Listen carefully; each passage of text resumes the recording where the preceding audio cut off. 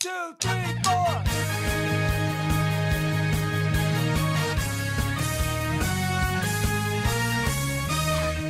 Ladies and gentlemen, let's get ready to rumble on this good morning, my brothers and sisters, for our 35th episode of the Good Morning Guys podcast. Thank you so much for joining us on this fine afternoon, evening, or night, maybe a morning, as we continue discussing the game of life amidst the other games we love to watch and play. I am one of your hosts, the West Virginia mountaineer and missionary, living in the grassless deserts of Brazil, Lucas Ham Swisher. With me, the Mortal Kombat master who performs fatalities on fake news and spoilers 24/7, Patrick Novacell. Before I go ahead, Ronnie, you go ahead. I'm not recording. Fantastic. Also with us. Might have to do it all over again. This is for real. I'm not recording. All right. But let's carry on anyways. Are you serious you're not recording?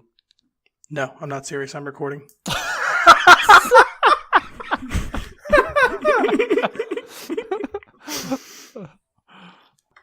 Also with us, our bleeping bathroom apologist that bruises like a peach and is authoring an upcoming book called Warm Seats, a.k.a. The Endgame of Public Restrooms, Ronnie Johantis.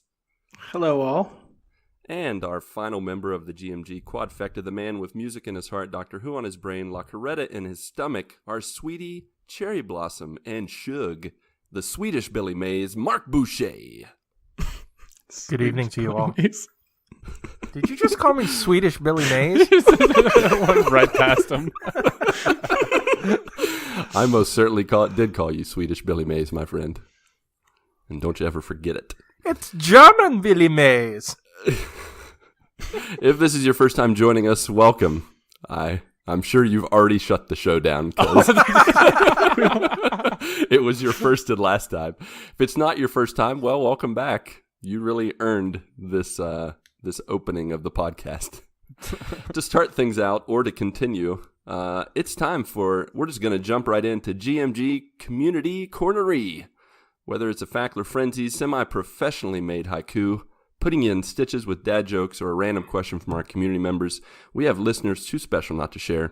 And this week, I wanted to share from one of our very first non-MTTG associated and original Discord members, Ashley Michelle Ingram. Woohoo! Like me, she is an American not living in the US of A, and she currently hails from Scotland, I think for the past 10 or more years now, if I'm remembering correctly.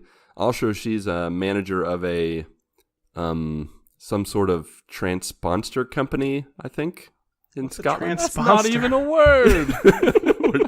She used to work the graveyard shift, but now she's a manager, and she's running the show over there. We should all do our best Scottish impression before we move along. Okay, you start. If you're going to lay it out there, you got to lead the way, buddy.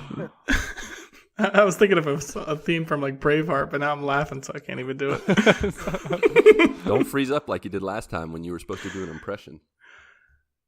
Yeah, do I got to go first for real? Yeah, you brought it up, so you got to lead the way. Yep, I got nothing. I mean, I assumed that I was going to still throw the suggestion out, so then you guys were going to do it, and I was just going to bail at the end. The only thing I can think of is Sir Robin of Locksley. There you go.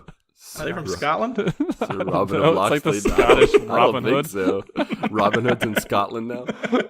That is new information. Aye, laddie, you've got to give it a bit of a ring like this. That was close to There you go. Irish. Yeah, that's good. That's good. Same island. Well, they say all that kind of stuff, so... They say all that kind of stuff. Yep. Okay. Yeah, if you don't say laddie in it, then you're not going to find the right intonation when you do it. Yep. All I can think of is Mike Myers on SNL when he did... It's like, if it's not Scottish, it's crap! I guess it's my turn. All I can think of is DuckTales, so I'm going to try to do my best impersonation of Scrooge McDuck. Huey, Dewey, and Lee, what are you doing over there? Let's get him. Get him with the guns. I don't know what I'm talking about because you don't use guns with DuckTales. You're borderline Woo! Australian right now. Yeah, I am right now. Right? I've got my nationalities messed up. So none of us can do it. Awesome. Sounds Nope. great. Fair enough. That's fair. I was just trying to steer the show off the actual topic. Yeah, you did a good job. So back to Ashley Michelle Ingram.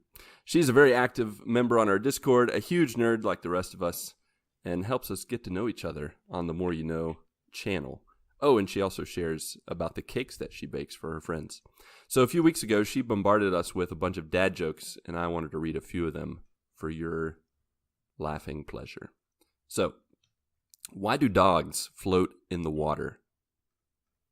Because they're good boys. Buoys. Hey. Good buoys. I said boys instead of the actual joke. Next one. I love the way the earth rotates. It really makes my day. Such a good start. What did the nut say when it was chasing the other nut?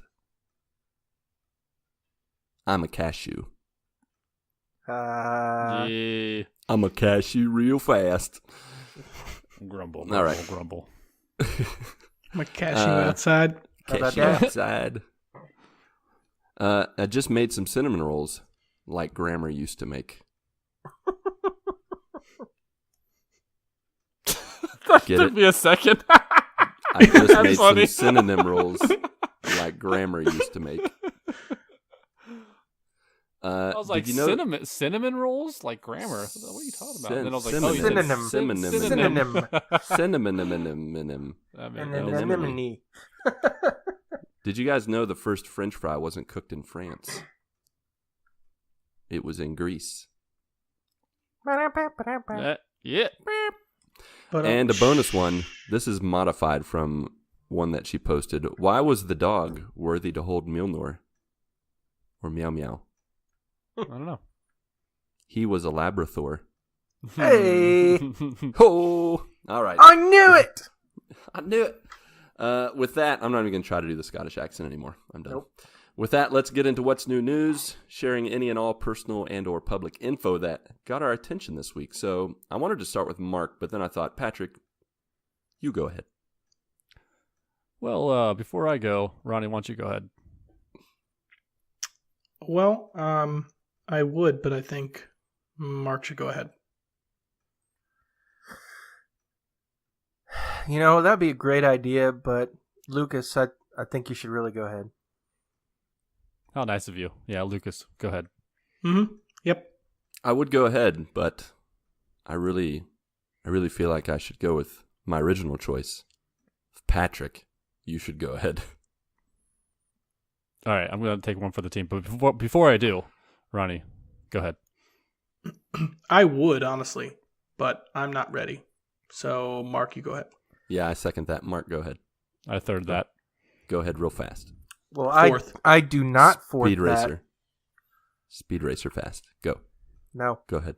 no. Nothing's ever going to get done on this show now that that joke happened. Yep. That is Thanks a correct. lot, guys. It's an endless time loop. Okay, I'm going to go ahead because everybody Yeah, Mark, else is being you go an ahead. idiot. Tell us how you really feel. You're all idiots, but you're my idiots, and I love you very much. But honestly, this week was kind of light. It was very much status quo type stuff. Honestly, the biggest thing was I'm feeling kind of tired right now. And that's because I did something I haven't done in a very long time. And that is stay up until 2 in the morning playing video games. And so last Spring night... bake. Woohoo! Woo! Except I had to Woo! go to work in the morning. Woo! So no spring break for me. But yeah, basically last night, like, a bunch of my friends just came on. Like, you know, I started playing with Apex Legends with Sheldor, and then Patrick jumped in, and he was in the chat, and then eventually he started playing with us, and then Lucas joined in, and then he started playing Fallout 76 with Sheldor, and then Gabe jumped on, and then, which if you don't know who Gabe is on the Married to the Games podcast, And he jumped on and we started playing Apex, and then we developed a bad case of one more itis. Oh man, right? It was midnight, and we were all about to get off. Then Gabe jumps on. We're like, all right, we'll play a couple with him. Just one more. Yeah. And then 2 a.m. hit. Right? And I was like, okay, guys, I gotta go. And I very much needed the large coffee by the morning. So it hit me really hard. And it's been hitting me really hard all day, even with the large coffee I got. So, yeah. I mean, that was pretty much the extent of my week. Other than that, everything else was pretty much status quo. Nothing too out of the ordinary. Well, I guess the one thing that's sort of out of the ordinary, I guess, is the fact that I've had to make several trips to the chiropractor because I've had really bad neck pain, like excruciatingly bad neck pain. And which, I mean, going to the chiropractor always feels good to like get your neck and your back cracked, and then they also have like massage therapy and all that kind of stuff. Oh yeah, that's real nice. I miss the chiropractics. They don't have that in Brazil. It's all about acupuncture. Oh gosh, that is all. And that does not sound enticing whatsoever. No, poking me with a bunch of needles. Sounds terrible. Not into that. My family was actually talking to me because they see another chiropractor, and they were like, "Oh yeah, he made me feel better in like 3 visits, and he did dry needling therapy." I'm like, "What? Dry needling? What is that?" And I was like, "Is that like acupuncture?" And my sister was like, "Yeah, it's acupuncture on steroids." And I'm like, "I don't like acupuncture on normal. Why would I want it on steroids?" Yeah. So, but yeah, that's been an interesting experience. Man, dry needling sounds like the worst thing ever. Yes. That sounds like the worst name for anything. Any kind of thing followed by needling sounds bad. But the funny thing was today, like I had my appointment, and they do this thing. It's like electrostimulus therapy, where they have those like little suction cup things that they put on your neck and your back, and it pulses electricity waves into your muscles and all that kind of fun stuff. And you know, they did that. It's normally supposed to go for like 10 minutes. So I'm laying there on this table, which is not comfortable at all. You would think, you know, they'd want you to be in a comfortable position when they're cracking your neck and back, but no, it's like one of those chairs with like, it's got the little space to put your face in, and those things are always so uncomfortable, and they're like pushing up against my face, and like I feel like somebody's got like an iron up against my face or something. Like it's so flat. That's the best way I can describe it. But yeah, I'm sitting there and I do the electroshock therapy, and then it turns off. And I'm like, okay, so the doctor's going to come in a moment and take all the stem suction cup things off.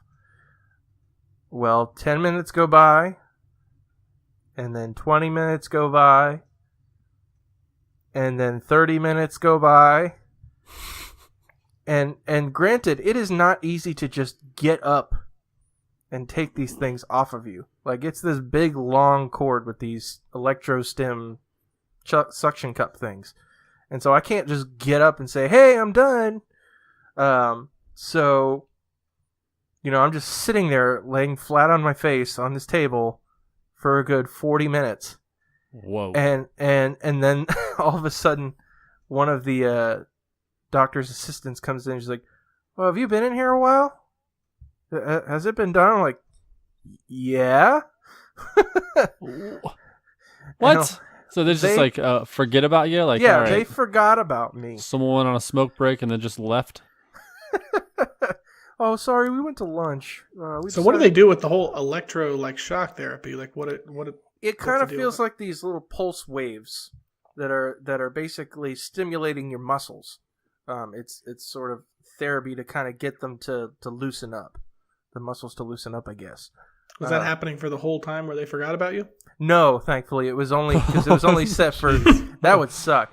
It was only for 10 minutes. So it turns off, it's on a timer. So it turns off, and, I'm just sitting there doing nothing. You have to have, your shirt off for this adventure? Thankfully, no.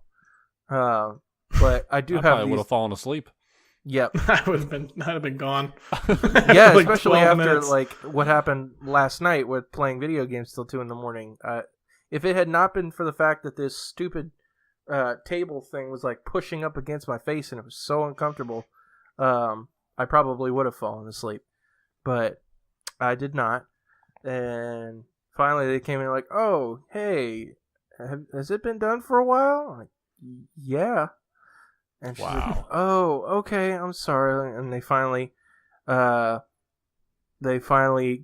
the stuff off of me, and I was able to leave. But I ended up being an hour late coming back to work because I normally have an hour lunch break, and so I was like, oh yeah, I'll just be gone on my lunch break, and then I'll go back to work, and it'll be fine. But no, I got back an hour late. Jeez. Because of that. Oops. Yeah.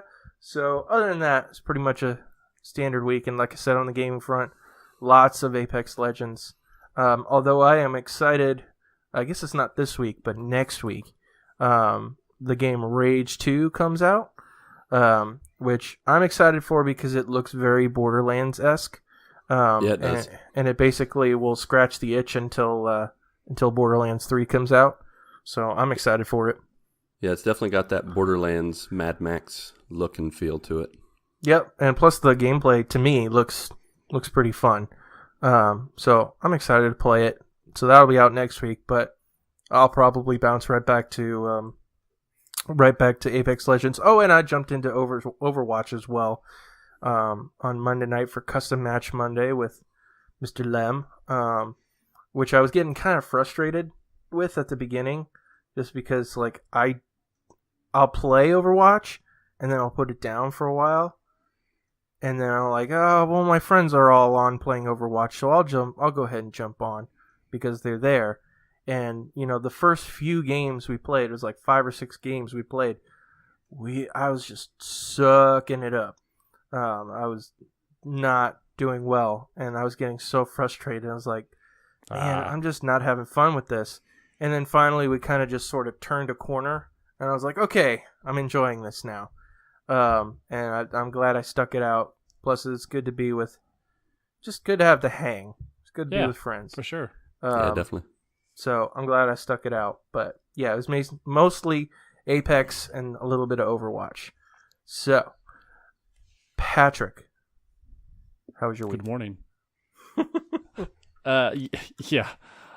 So yeah, just like Mark said, up till 2 a.m. last night, and I am dragging today. I got up, so I went to bed at 2 a.m. last night. I woke up at 5:30 because I just couldn't sleep. So I woke up and just started working, and I worked until 5 today.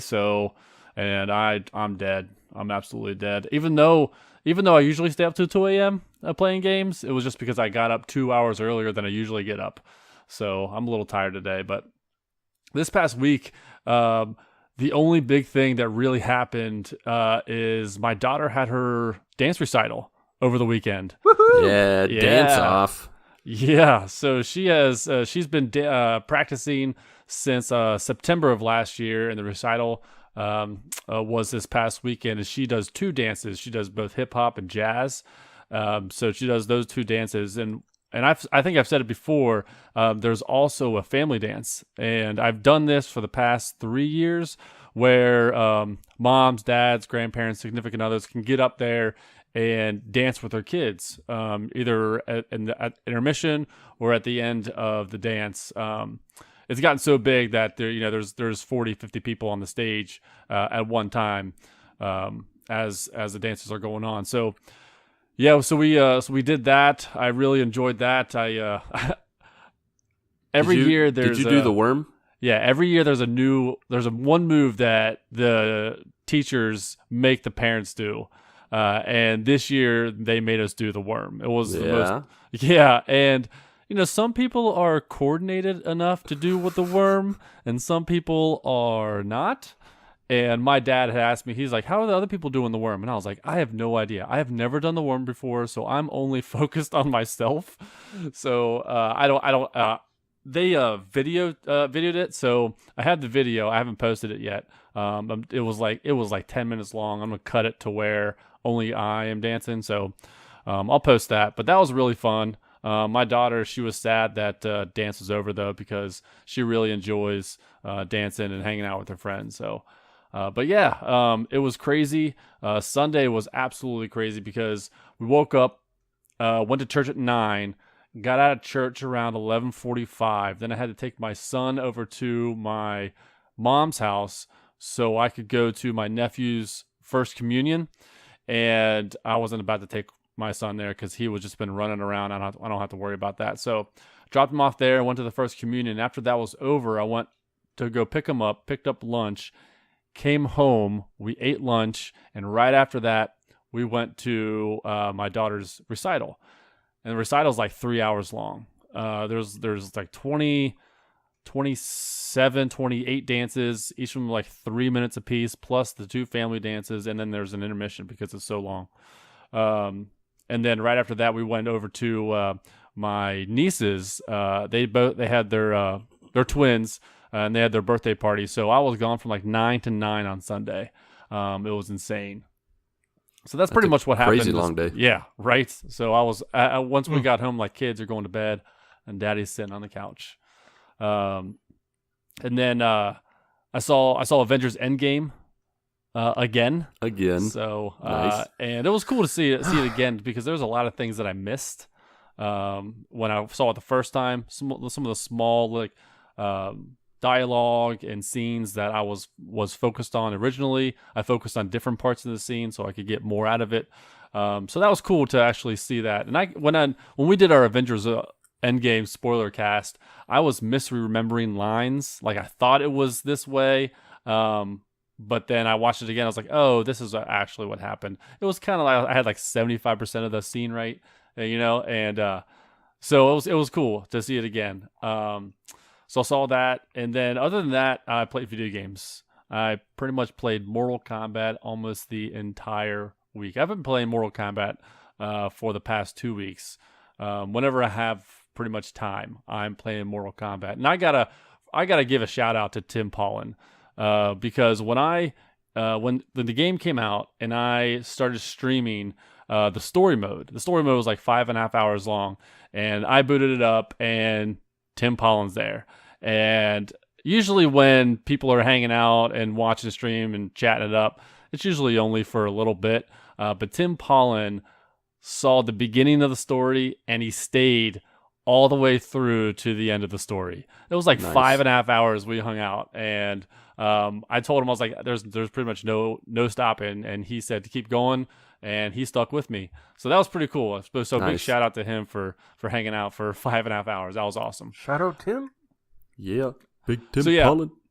I played that for a couple weeks, and today I had 2 trophies left, and I finished those up and ended up getting the platinum on Very nice, my Mortal friend. Kombat.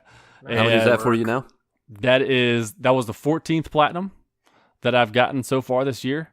Mhm. And yeah, I mean, it was a grind ish kind of, because I enjoy Mortal Kombat. I enjoy fighting games. So, there are so many things you can unlock, so many skins and outfits and gear that you unlock, and intros and finishers and all that stuff. So it wasn't really a grind for me. Some people might think that way, but I enjoy it so much that it didn't feel like it. So I did a lot of remote play on my phone. Some of the like non-fighting elements, like there's this crypt mode where you can walk around unlocked chests based on the in-game currency you gain when you're fighting. And so I used that, and I would just run around in the crypt and unlock chests. So I did that when I was remote playing, so I can get some trophies that way. So it wasn't like I was just sitting on my couch the entire time playing 1v1 kind of game. So yeah. If you weren't sitting on your couch, where were you sitting while on your phone? I was either at work, using the work Wi-Fi to do that, or I was just like, if I was watching TV or a movie with my wife, I'll just have it on and do a couple things here and there, So Cool. That's the power of remote play. It's pretty sweet. And then the other game I played based off of Lucas's suggestion because of how easy the platinum was Conan Exiles. And I got to tell you, that game was absolute trash. Garbage. So he said, Lucas, you said it was about an hour a platinum, and it was. Yeah, about an hour and a half. But I played about 2 hours of the game. So the first half hour, I was actually running around, following the story, trying to do things, and I'm like, this is garbage. The combat is terrible. It's clunky. The way you go through menus, and it wasn't. There was a lot of building mechanics in it. I'm like, this is one of the reasons why I don't like Fallout is because of all the building stuff. So I'm like, no, I don't want to do this. So I started doing the platinum chase, and yeah, like you said, you just like turn on admin mode, and you just spawn anything you want, and whatever you spawned, you just like there's a button to kill all the things you spawned, and you get the trophies for it. Like, hey, spawn this boss. And then you kill him with a button, and then you get a trophy. That is correct. It's ridiculous. It was so stupid. I felt. It was like one of those platinums. It was the only platinum I've ever, other than like the Walking Dead games where you just play the game and you get the platinum. I felt like I cheated this one, but yeah, did. Good times. It was. I'm so glad. I was going to say, if it's any consolation, I feel like you also cheated. Good. Yes, it is no consolation at all. I appreciate it. Now you need to play My Name is Mayo, so you can feel the true. See, now if it was free, I'd play it. Of a trophy, but I'm not going to pay for a trophy. For anybody that doesn't know, My Name is Mayo is a game where you literally just tap the screen or you tap your controller over and over again for about 45 minutes. You have to tap or X or the screen 10,000 times, I think it is, and then that's it. You get the platinum. That is a challenge. Oh, it is. Can't believe you did that. I know. Congrats, right? man. Twice. Congrats. That's huge. Twice. So I got the Conan platinum. So now I have 15 platinums this year. I did up my platinum to 19 this year, so I only got 4 more. I have 3 games in the pipeline that I know I'm going to buy this year, and I'm going to platinum. So there's just one just sitting out there. I don't know what that's going to be. All right. So yeah. And then also the last thing I played was Lara Croft and the Temple of Osiris. Played that. That's a new game. Lucas, me and you are playing after we finished A Way Out about a month ago or so. So we started that. That's like the isometric 3/4 top down kind of thing. And it's okay. It's fun, playing co-op. If I had to play by myself, it probably wouldn't be as fun. Yeah, but you're actually the third time I've played it. I tried it once by myself, once with a guy that used to live near me, Mighty Paulo. I played it with him for a few missions, and yeah, it's not as fun by yourself. So it's definitely more entertaining with others. So I think we're about 25% through. Oh, I think we're more than that. We're close further than that. Wow, we're like 40%. I would say. Okay, yeah, in one session, so that's cool. Yeah.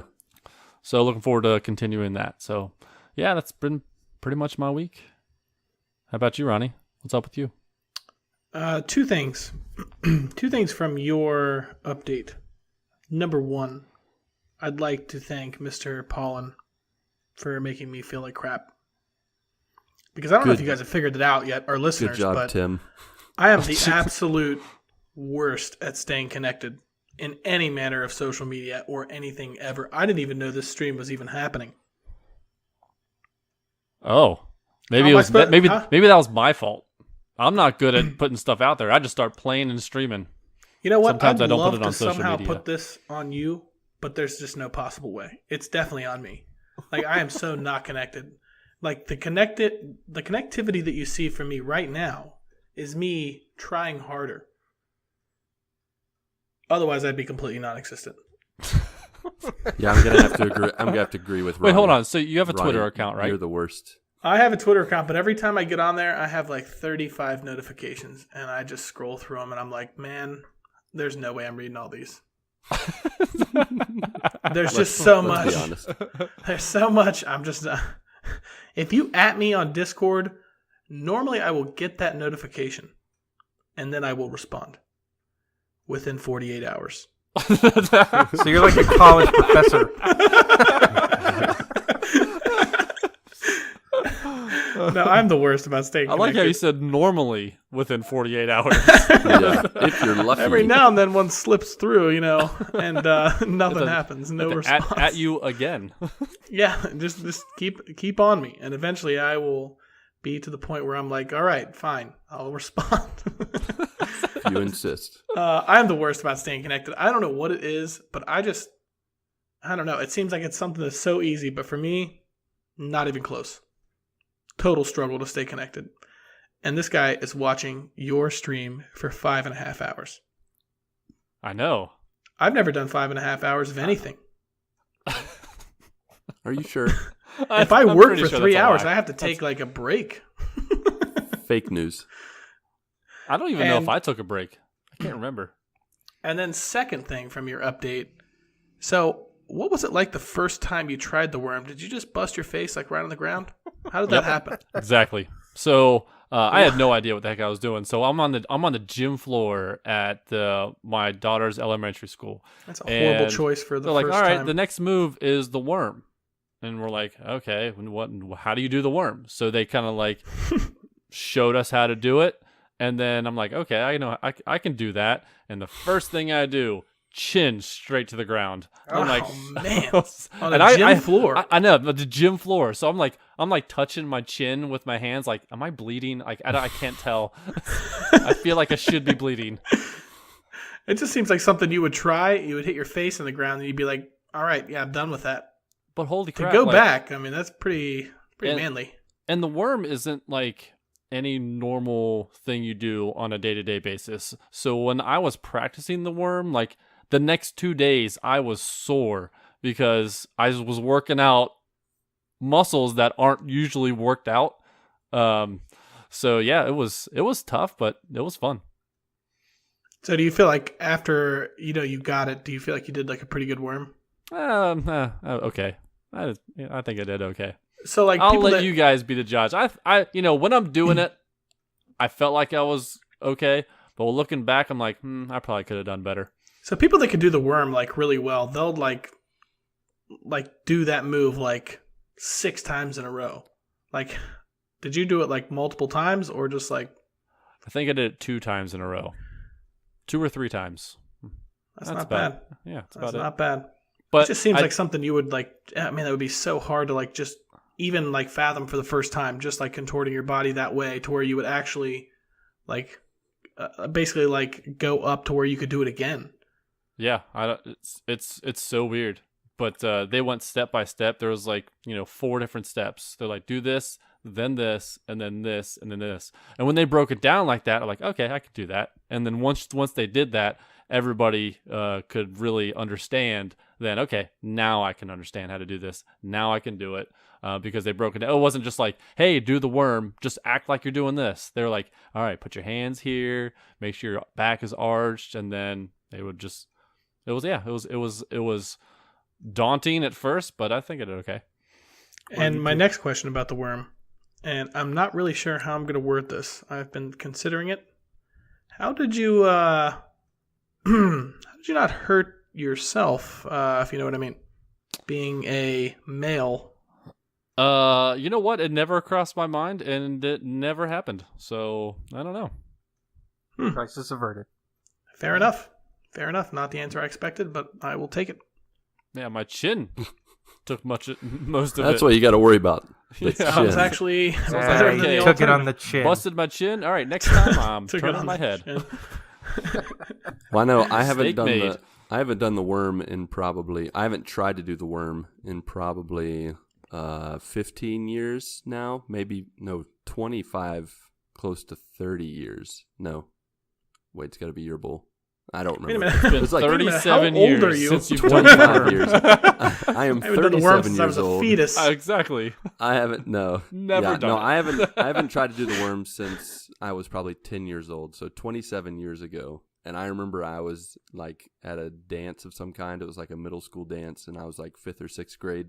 I can imagine it not being a dance. You're just like at like McDonald's behind the cash register, right. just doing it. It's like, yeah. Dun, dun, dun, dun, I feel like this is totally news to me that you're 37 years old. Is it? What was the first automobile like?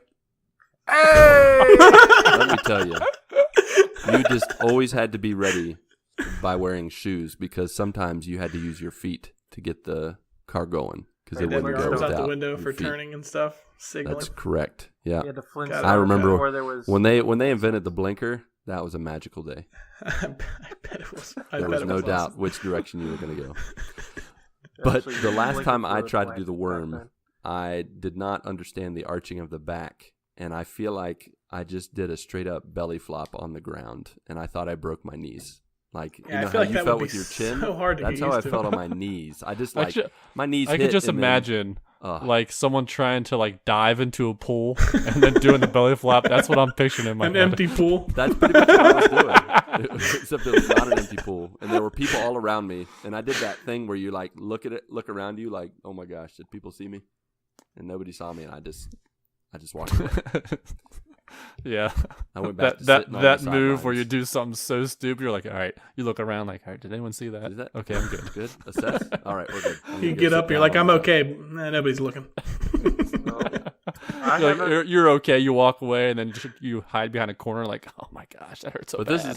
this is back before people had cell phones and stuff. Nowadays that doesn't happen. Someone always catches you on a cell phone doing something stupid if you do. So Yeah. I'm glad I'm old and I got that out of my system before cell phones and cameras were invented. Moving That's totally- pictures. That is totally true. I have to say, I've never tried the worm. I don't plan on it, especially at this point in my life. Like now, I'm into my 30s. Like recovery time, it's not what it used to be. Not the same. Yeah, you're still recovering from your Dude. volleyball accident from a week or two ago, right? So that is a part of my weekly update. Like you have no idea how awful this injury was. Like I kicked myself in the shin, and going on in 2 days, it will have been 2 weeks. I forgot you kicked yourself. That's exactly how it happened. Yes. And I have this huge knot still on my shin. Like it hasn't really, I mean, it has gone down and it's not like purple like it was a couple days ago. It's turned like a nice reddish pink color, which is maybe good or bad. I'm not really sure. Oh. But all of the bruising has actually went down. So like if you look at both sides of my ankle, both sides are purple. Like all the bruising, like all of it like running out it's like ridiculous. Like it looks like from my left foot up to my knee, I am turning into a zombie. So today was the how first. is it on both sides of your... That's a great Your question, leg. and probably a question for a doctor, because I do not know. But both sides of my ankle, I do not have like I don't have like a lot of swelling other than like the initial knot like on my shin. So it's kind of funny. Today I went on my lunch break at work and I bought one of those like compression sleeves, like for your like calf. So it goes from like your ankle to like the bottom of your knee. And it's supposed to help like circulation and stuff like that, because I read online, what is it called? It's called like a hematoma or something like that. Hematoma? Hematoma, whatever it is. Basically they take literally weeks to go away. Like this actual like knot on my shin. And it's still like very noticeable. Like there's literally nothing I can do to get rid of it. People are like, you should go to the doctor, and I'm worried if I go to the doctor, they're gonna have to like cut it open. And like I don't know if I've ever told you guys this, but like I can barely give blood without passing out. Like I'm the worst. Like when it comes to that. I don't even have to be looking and I still almost pass out. And I'm a large man to pick up off the ground, being dead weight. They don't have enough nurses in the office usually to pick me up. So I haven't done that yet, but I think I made a decision. My mother has actually been all over me about this, like that I need to go to the doctor. And this has been 2 solid weeks of just badgering. And I'm like, all right, if it is not better by Friday, I will go to the doctor. So I actually have the day off work on Friday. So if it's not better, I will actually go to the doctor. If they have to cut it open, there's a pretty good chance I'll be passed out at some point. Because I am... Make sure to lie down. I may be a 31-year-old adult male, but when I go into the doctor's office, I turn into an 8-year-old girl. And yeah, that sounds I totally about right. panic. Totally panic in the doctor's office. Like, it's awful. Like, I'm just trying to maintain and still look like an adult, but it's impossible for me to do because I'm scared to death. Which actually kind of brings me to another topic. Like, I'm pretty much scared of everything. Spiders, bugs, like all of it. There was a spider in front of my washer and dryer last week. And the way I took care of it is I just didn't do any laundry for a whole day. Are you serious? I waited for him to go away. I didn't want to. I don't want to go down there and All square right, off spider. him. Why don't you get You your win cats this to go one. after? Your cats would destroy that spider. They're outside cats, and they get on the counters when I let them in. I don't want hair all over my counters. Oh, yeah, that's true. And they're not going to mess with a spider. They don't care. They can walk right past it. It's that fight or flight, man. I mean, They got bigger fish to fry, man. I'm actually really scared of bugs too, but I express it by destroying them. Like, if I have a grenade with me, I will use it to kill a cockroach or a spider. Well, Thankfully, I don't have. I those think this things, actually but came up like I would destroy it's them. been forever, like 15 or 20 episodes ago, that some of the spiders in my basement, like I get those like wolf spiders because like I live in a cul-de-sac and my house is almost surrounded by woods. So I get these like gigantic wolf spiders down there and they are massive. And like they are so big that I don't even want to get close to step on them. Oh, that's so gross. The It's thought bad. of like them exploding and the It is guts bad. Like going I everywhere. do not want to feel a spider underneath my foot. Ugh, Like when I yeah. kill it. Like that's the worst thing ever. Oh, So yeah. I will totally wait it out. Sometimes I'll take the broom down there and I really jab at them like 300 style, you know, like I have a spear. And A bristly spear. that's exactly right. And then I get really nervous, like if I jab them with the broom and then they're gone, I'm like, oh crap, they're on the bottom of the broom, and I won't even want to look because I don't want to bring the broom close enough to my face. Right, because you've seen Arachnophobia, that movie, right? I have with David Where Arquette. where he looks in the log or whatever and it jumps on his face. That's exactly what I'm talking about. Yeah, no. Yep. So I pretty much just avoid. Like I'll avoid, and then when they're gone, I'll go down and spray like bug spray in my basement, which is unfinished. It's awful. So my process is to spray the basement with bug spray. I usually wait like 1 to 2 days, then I go down there because they've all basically crawled out, and they're either dead or almost dead, but they've crawled out onto the floor, and I just have a shop vac down there, and I just sweep them all up into the shop vac. Funk, funk. And that is just like that shop vac is just a graveyard for bugs. That's a perfect way to get rid of them, really. I'm not really sure how I'm going to empty it. It's got to be full by now, but I have to pay somebody to empty it, I guess. I don't want to see what's in there. Pay someone. Yeah, man, I don't want to get involved with that. Come here. Come over I'll here. probably just throw it Hey, out and get another shop vac. How much to dispose of my vacuum cleaner? Exactly. $20. I got So, anyways, $20. this is totally From off New topic York as to all of a what sudden? actually happened. Somehow an injury turned into me being afraid of everything. But no, my leg is like still injured. And it's gonna be like that from what I read online about it. It's gonna be like that for weeks. Like it takes a really long time. Basically what it said online is I busted pretty much everything between my skin and my bone. So like all the blood vessels and everything like probably are all busted. And what happens is it basically clots up, which it's supposed to do like when there's trauma, but it takes forever for that to actually work its way out and for the swelling to actually go down. So, yeah, it's kind of a crappy injury, but also one that I can play through, if that makes sense. Because one thing that I never want is an injury that I have to literally like stop playing volleyball or stop doing anything active. Like I never want those injuries to happen. So this one, like even though it looks like, I mean, it looks awful. It looks like I broke my leg. Like at the shin and down, like it looks like my leg is going to fall off. But I barely have any pain. And yeah, I can just play That's through good. it. Yeah, it is. Like people have asked me at volleyball, like, are you really playing? I'm like, oh yeah, this doesn't hurt at all. But it looks, I mean, it's like dark purple, like around my ankle. Like, it looks like I broke my leg, but no, I barely have any pain at all. Like I have complete movement. I do get like minor swelling, but like normally like I can ice it and yeah, it just kind of goes down and I just play with it. So it's been not a great injury, but also kind of okay, I guess, because I can keep You playing. must have hit it in the right spot to where it looks really, really bad. It But looks no pain. That's wild. Yeah, it looks so bad. Everybody's like, "Man, you did that to yourself," and it's like, honestly, I can't believe it either. It was just during a play and it just happened. And I realized when it happened that it hurt, but I didn't realize how hard I must have actually kicked myself. So I will post one of those pictures on Discord so people can see actually what I'm talking about. But it is getting better, even though it doesn't look better. It is definitely getting better.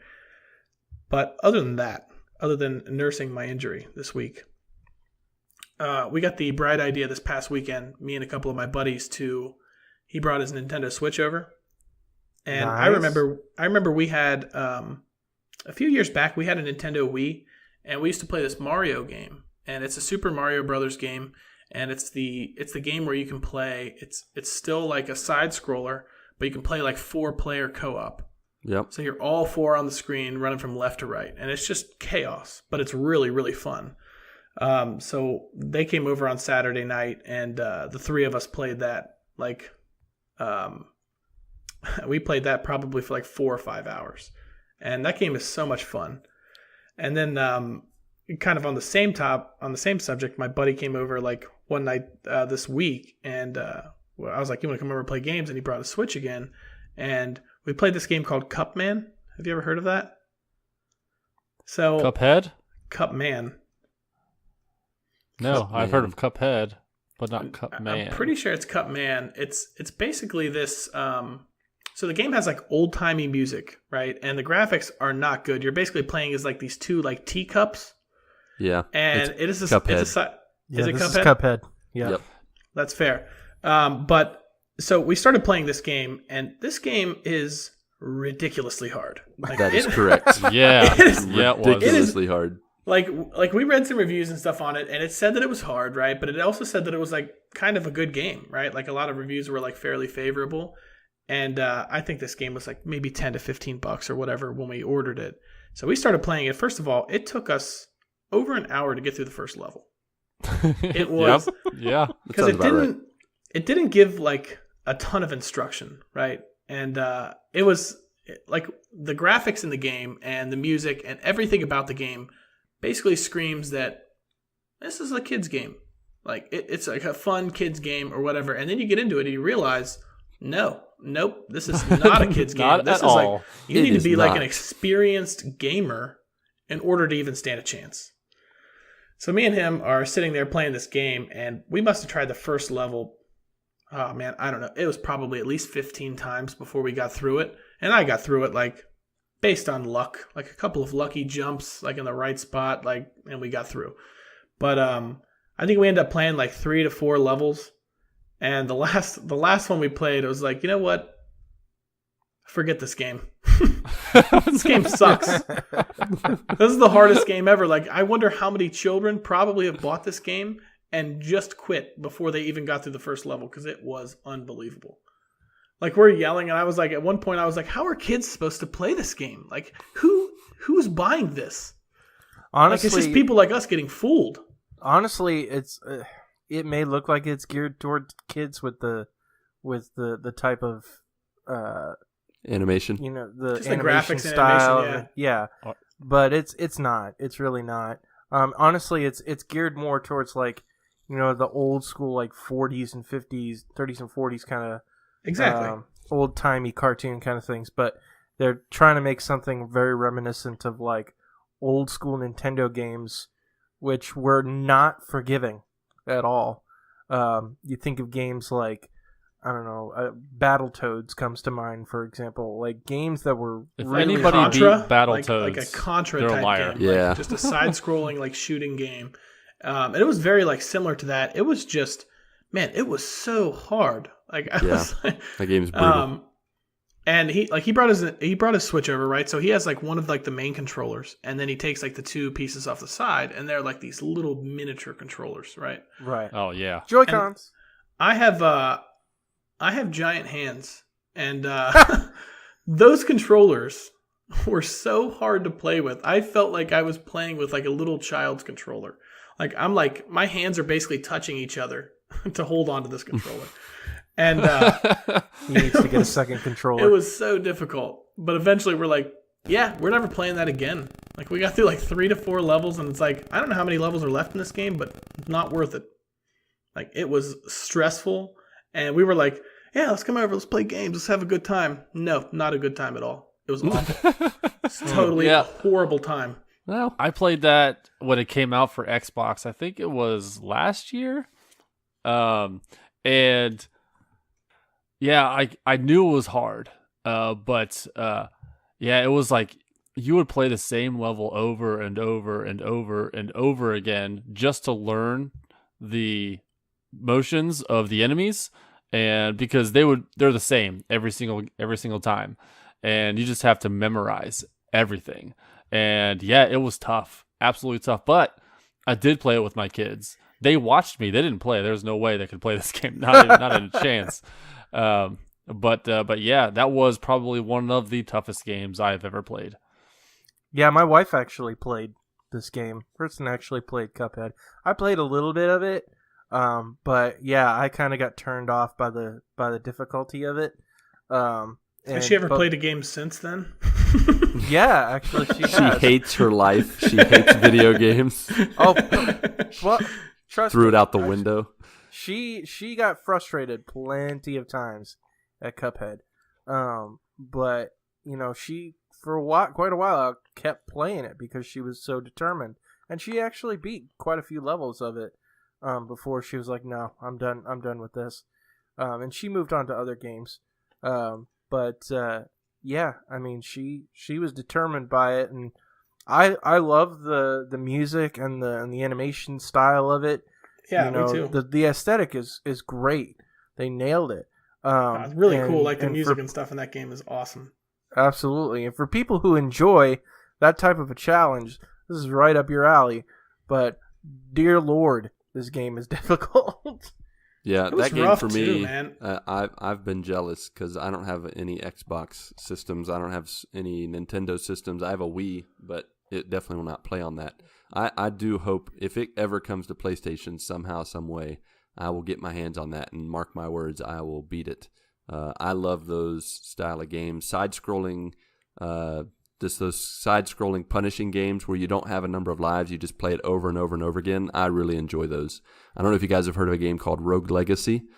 I played that one. It's a roguelike game, and it's a game where you play the same 4 areas in this huge castle over and over and over again, and you literally have to level yourself by dying. Like, you collect coins, and then every time you die, you apply those coins to power-ups or to level up your character.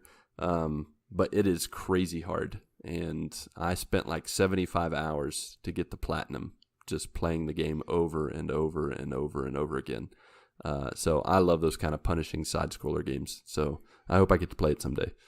Yeah, punishing is the best possible word for it, honestly. Because you I could was say sitting there, it's funishing.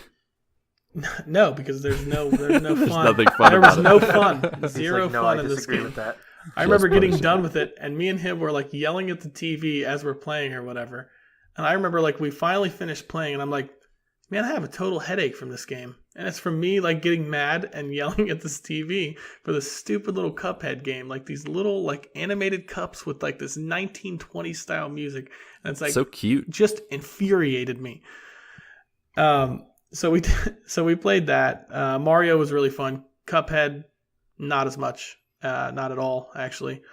Probably will never go back to that. I don't have that part where, like Lucas, you said you like, you want to go play it, like you want that challenge, that side scroller, like really difficult. Like, yep, I was born without that part.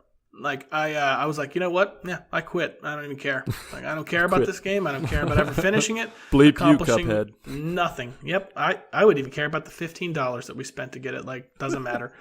Never playing it again. But the game was so the whole like intro to the game, like the scenes and stuff, like with the cups and the music, like man, they did nail it, right? I was really excited about this game when it first started. I just thought everything was cool, basically until I started playing it. Actually, that's when I realized it wasn't cool. It was awful. If only it was just the cartoon, because it looks like a cartoon, like it straight looks out of that time period, the 40s Yes, or it does. 50s or whatever. Yes, it does. They talk like that, like the music, like just the way the cups are moving, like all of it. I thought it was going to be like Contra. Like, did you guys play Contra? Oh, yeah. Yeah. So I thought it was going to be just like that, right? Just a kind of a spray and pray like game where you're just running through people, like firing your weapon all the time. It's totally not that, and not even close. There are some points where your like charge up move like doesn't work for certain people. Like we got to this mausoleum level where these ghosts are coming in. And there's really like no direction. We had to literally like look up a YouTube video on how to kill these ghosts because you just go right through them. And it turns off you have to basically like double jump into them. Like jump and then jump again when you get to the ghost, and that kills them. Yep. And they're were they colored like pink or blue or something? Yeah, they're pink. And like we went through this, we tried 10 times, and I'm like, I don't understand. Like what could possibly kill these things? Like we're not. Every time you try and jump on them, you just jump right through them and this stuff. And I mean, once we figured that part out, it was the easiest level in the whole game. Then that was the only time I felt successful the whole time. It was one of those games where you finally beat a level that you're frustrated with, and you are like literally standing up, like flexing at the TV. In your face. Yeah, how do you like Digital that, ghost. Cuphead? Like, how do you like that? How you feel about that? You got beat by a cup. That's exactly right. You got beat by an inexperienced gamer. How do you feel now? So we played that, but I got to be honest, that's probably the entire highlight of my week. Not really anything else happened for me. Your highlight was getting scarred. This week coming up should be interesting because I have, not only is my leg injured, but I play volleyball I play 3 leagues on Friday nights. I'm playing a tournament on Saturday, and I'm playing a tournament on Sunday. So by Monday, I will be dead. Your mommy is not going to be happy good about luck. that. So. She's going to be upset. She is going to be upset if I haven't gone to the doctor for sure. So the good news is I have this sleeve. It totally hides it, so you can barely tell that I'm even injured. So I'm just going to go with it. You only live once. And I just assume with volleyball, there is... So the funny thing is, like, now that I'm 31, and I realize recovery, it's not really a thing anymore. You really don't recover from injuries. You just live with them. And in order to get injuries to go away, you have to stop playing, which for me is not happening. That's the best way to describe it. I'm not going to stop playing until I get an injury where I am forced to stop playing. So until I get that, I'm just going to keep playing through whatever it is, because there's going to come a day. I was talking about this, I think last week with a couple people for volleyball. There is a day where all of us are going to get to where we cannot necessarily do the things that we love if those things are like active things. So for me, like volleyball is that. And eventually, like hopefully that's 20 years down the road, but eventually you have to just walk away because you can't do it anymore. Like your body can't do it. And like the way I look at it is, man, I'm going to play until I absolutely can't. And that's kind of just the way with all, physical activities in life. Eventually you get to a point where you can't do all those things anymore. And then you're the old man and you're reminiscing about when you used to do those things. So for me, it's like, man, the injury has to be pretty bad for me to stop playing. And I will post this injury on Discord, and people are going to be like, wow, like that looks awful. And it looks terrible, but it doesn't really feel terrible. So I feel like I kind of got lucky. Mm-hmm. Oh, I mean, most would consider that unlucky, but people get injured down there like every week playing. Because, I mean, you play like, when you play a lot, you play really hard. One of the things I did, like, I think it was probably about a month ago, is I was going for a ball, and it was pretty far away, and I would have had to basically lay my body out completely to get to this ball. And when I jumped and kind of laid out for the ball, I meant to bring my right arm around to get the ball and actually hit it. Well, I hit the sand first with my right arm, so my right arm basically stayed under me, which meant I landed on my face, and my head kind of just bounced a couple of times. I don't know if you guys have ever had this where you hit something really hard, and then you try and get up, and your whole body is just weak. And it's like, I'm pretty sure I may have knocked myself out there for a second. Oh my gosh. I put my arm down to get up and like push myself up, and I was like, my whole body was just like a noodle. Like it was really weak. And I was like, man, that was a rough one. So I just kind of got up and, kept playing. Went with it. Yep. That's pretty much it for me. Lucas, how was your week? All right. Whalser. But before Whalsers? that, Oh, yes. Before that, Lucas, you go ahead. Are you sure? No. How about Lucas, we, just go. Just go. Go now. Go. Forever hold your peace. So this past Mark's week, trying to get us out of this before we do it again. I actually worked a lot, much to Mark's surprise, and so I didn't have so shocked. I did not have a lot of time to game, but I did find time to game. So I did get a platinum trophy in a little game called Full Throttle. It's a good old classic. Oh, nice. Point and click adventure. The story was kind of cool. It had a really cool feel, like Sons of Anarchy. If you guys have watched that TV show, it's just about a biker gang pretty much. And it was only like a 2-hour plat. Maybe Patrick, that could be your missing. No, platinum I actually got that you're- platinum. Oh, did you already get that one? Yeah, I actually played that game on Windows 98, maybe. Oh yeah. Yeah, back in the day where it was like 4 discs to play. Man, the good old days. And when they remastered it, I'm like, yes, this is a really cool cartoony kind of point and click adventure. So I'm all for that one. Yeah, I really That was a liked fun it. one. And what's cool, I like those remasters, like the Halo remasters, and this one did the same thing where you can toggle between the original graphics, and then you can toggle to the current graphics. Oh my gosh, what a difference! Like Right? the old graphics were so nasty looking, like it was just a garbled mess of pixels. Oh, but and then back in the day, oh man, that was beautiful. Oh yeah, I know, it was smooth and the sound was so good. But so I would do that from time to time while I was playing just to see what it looked like. But the game overall was really fun. I did use a guide just to kind of get things moving. Because generally I find, as I've told you guys before, like in the past point-and-click adventure games that I've played, that sometimes it's the weirdest stuff you have to combine or do in order to go to the next stage or to proceed in the story. And this one was pretty simple. It was pretty straightforward. There was no putting like paper clips on the back of cockroaches and getting them to chase after crumbs of food or anything dumb like that. It was pretty normal stuff. And then besides that, I played a little Fallout 76 with Shelder. Played, as Patrick said, played a little bit of Lara Croft and the Temple of Osiris. And that was about it. All the other times I was working and doing those kind of things. This is actually my last like pretty easy or free week before next week we'll start a 2 or 3 month journey of all kinds of things in our lives. For me and my family as missionaries, we have a group of Americans coming for 3 weeks starting next week to kind of go on a little mission trip and serve in a variety of cities.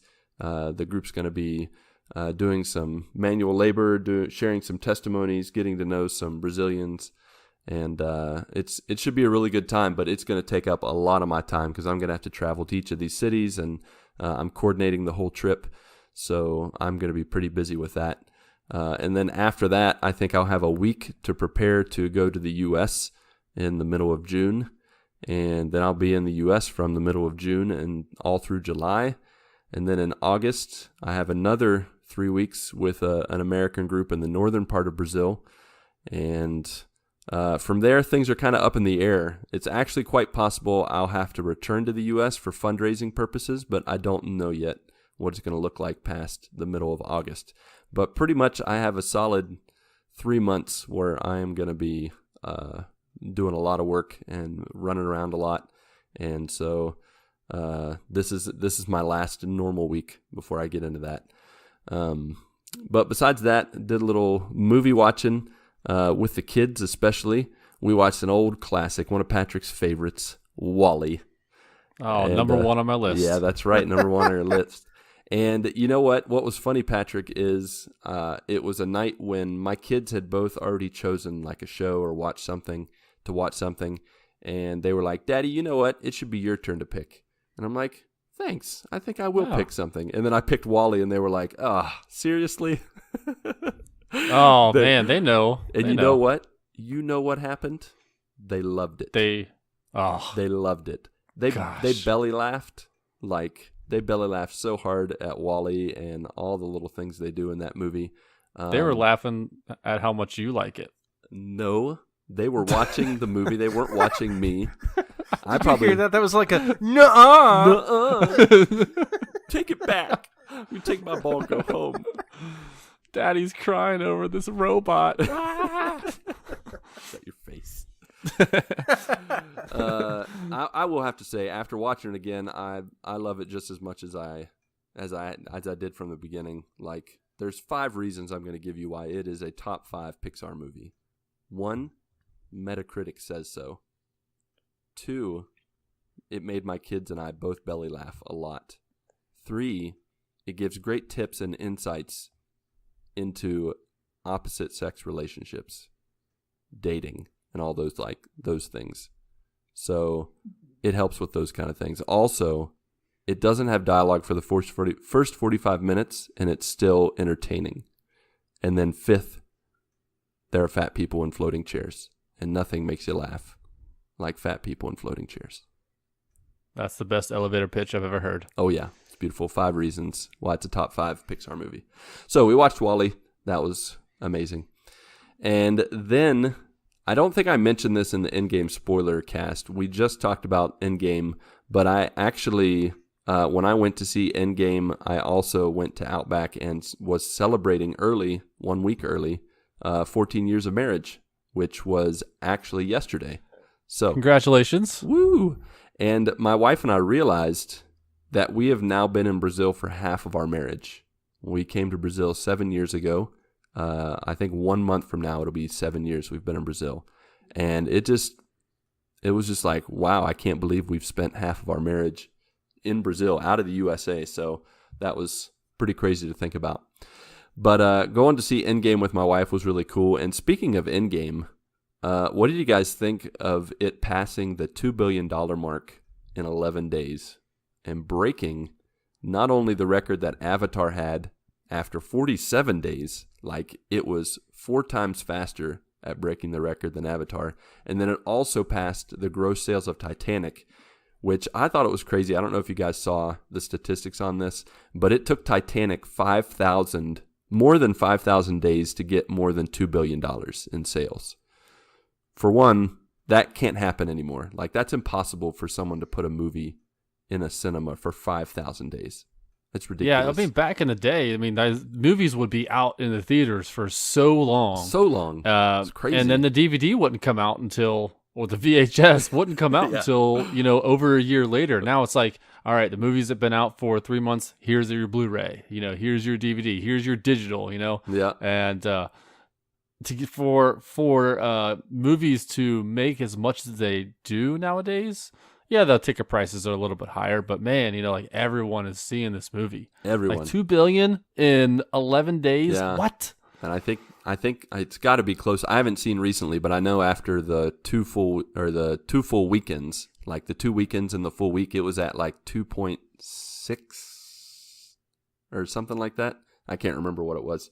A few days ago, it passed Titanic, which was 2.1. So maybe it was like 2.2 or 2.3 when I saw like on Monday. And I'm sure that it's definitely going to pass it over the weekend. I think it's going to get right up there with Avatar over the weekend, but we will see.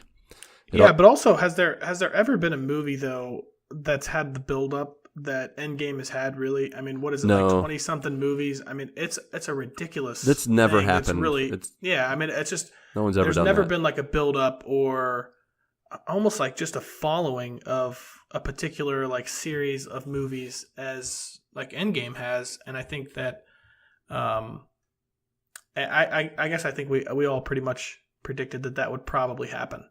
Like the Marvel movies are so huge that it was almost like we all would have bet everything that it would have been basically every movie ever in almost everything.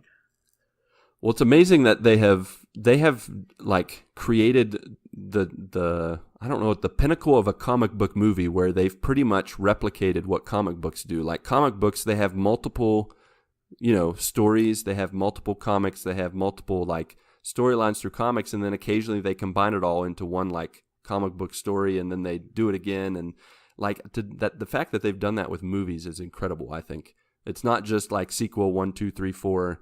It's like one movie over here, an origin story here, then they bring them together, and then they separate them again to do another, like different stories, and then it's amazing, and I think it's just going to continue. And it's so amazing to have the same actors and actresses, the same people doing this for committed this to it. long. Yeah.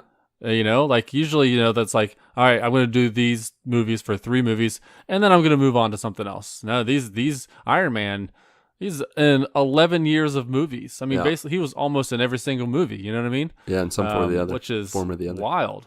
Yeah, it's true. I mean, they sign them, they lock them into huge contracts. And obviously get lots and lots of money for that. Yeah, they get compensated for sure. But the crazy thing is, like, if you think about it this way, movies are technically in theaters, like your mainline theaters, for about, I want to say like 8 to 10 weeks, something like that. And the fact that this has hit over $2 billion in 11 days. Like, I know there's huge drop off because everybody's seen the movie. You don't have as many repeat viewings of it, but still, like, considering how many markets this movie is being released in, and the fact that it's hit that number in 11 days, and movies are in theaters for 8 to 10 weeks, like, where is it gonna stop? Yeah, and then of course you have to think about, home video sales, like digital and Blu-ray and all those things. Like, it's going to be huge. It's going to be insane, and it's I think, easily going to become the best-selling movie of all time, the best grossing movie of all time. Right. I think Avatar's still up there for number 1. I think they're at 2.78 billion. So yeah, I think easily. I love the little meme online where it's got, like, the scene from Winter Soldier where Captain America Falcon's and Falcon, running. and on your left, and they have Falcon as Avatar and Endgame as Captain America. It's like, on your left, blown like, by it's him. coming. Yeah, it's hilarious. And you know what? I was thinking about Endgame. I was thinking about too that have you guys thought about that in 2019 we are going to see the end of 3 of the greatest sagas in film history: the Avengers Infinity Saga, Star Wars Skywalker Saga, and then finally Toy Story's Woody and Buzz Saga. Well, they said that was going to end with 3, and then they That's put 4 true. out. So. Yeah, that one probably has a little asterisk. But, like, we potentially could be seeing the end of 3 different, like, sagas. Like, of course, Avengers and Marvel and all that's not ending, but, as they've said that they're going into the next phase and it's going to be a new saga, new storyline, etc. So I think that's just crazy. That I'm willing to wager that 2019 could be one of the best movie years of this generation. Oh, I think so too. I mean, with not Infinity War, but Endgame alone. Yeah. It's carrying it. And I think J.J. Abrams is gonna, while I enjoyed The Last Jedi, I didn't hate it like, many people that I know, at least, or people on the internet did. I enjoyed The Last Jedi, but I think J.J. Abrams is gonna, kind of like he did with Force Awakens, he's gonna make a quality story that's not gonna step on so many toes, and I think he's gonna kind of wrap things up in a very responsible and enjoyable way. So I think, what is it called? Skywalker's Revenge? The Rise of Skywalker. Yes, thank you. Rise of Skywalker. I was really close. I think they'll wrap it up nice. So, all right. But enough of that movie talk. I think we should jump into our topic. What do you guys think? Sound good? Sound like a plan? Stan? Let's do it.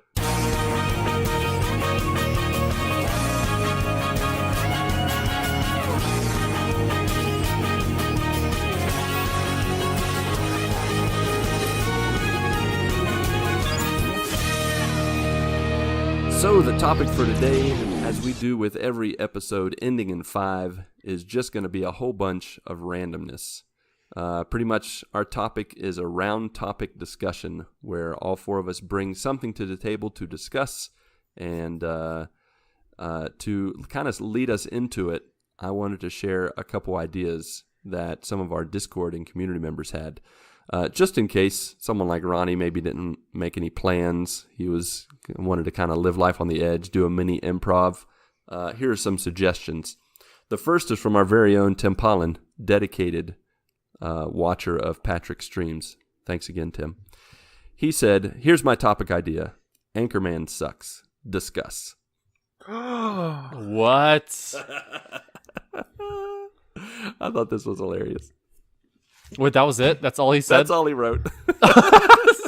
Oh, nothing. Just dropped a bomb and walked away. Disappeared. All right, like a let's phantom. go to Discord. Banned. All right, done. Banned. I'm going to have to say that No. I don't 100% disagree with Tim Paullin. I wouldn't say it sucks, but I would say it's overrated. So are we talking about the first movie only or the series? Like I'm going to say both the of them? series. I'm going to say 'Cause both. I thought yeah. Anchorman 2 was awful. Yeah. But I thought Anchorman 1 was like an instant classic. Yeah, I agree. One was good. The other two, not so 2 good. felt like they tried to push everything, all the same jokes. Like they just tried to like take them all like over the top, and to me, it wasn't really that funny. But Yeah, it felt recycled. Yeah, it did. But the Very first one I forced. thought was really funny. But I also think you have to like that. It's almost just Will Ferrell like style comedy. It's like a stupid style of comedy, right? So like it's funny because it's kind of stupid, and I think that like that part like about me, like I loved that movie, like the very first one. I thought it was really good. Like I laugh every single time. Like I think probably a lot of us still use like lines from that movie just in everyday life, joking around and stuff like that. But I thought the second one was garbage, so I could agree maybe if you're like putting them both together. But as far as like just the first one, I would probably disagree because I thought it was pretty good.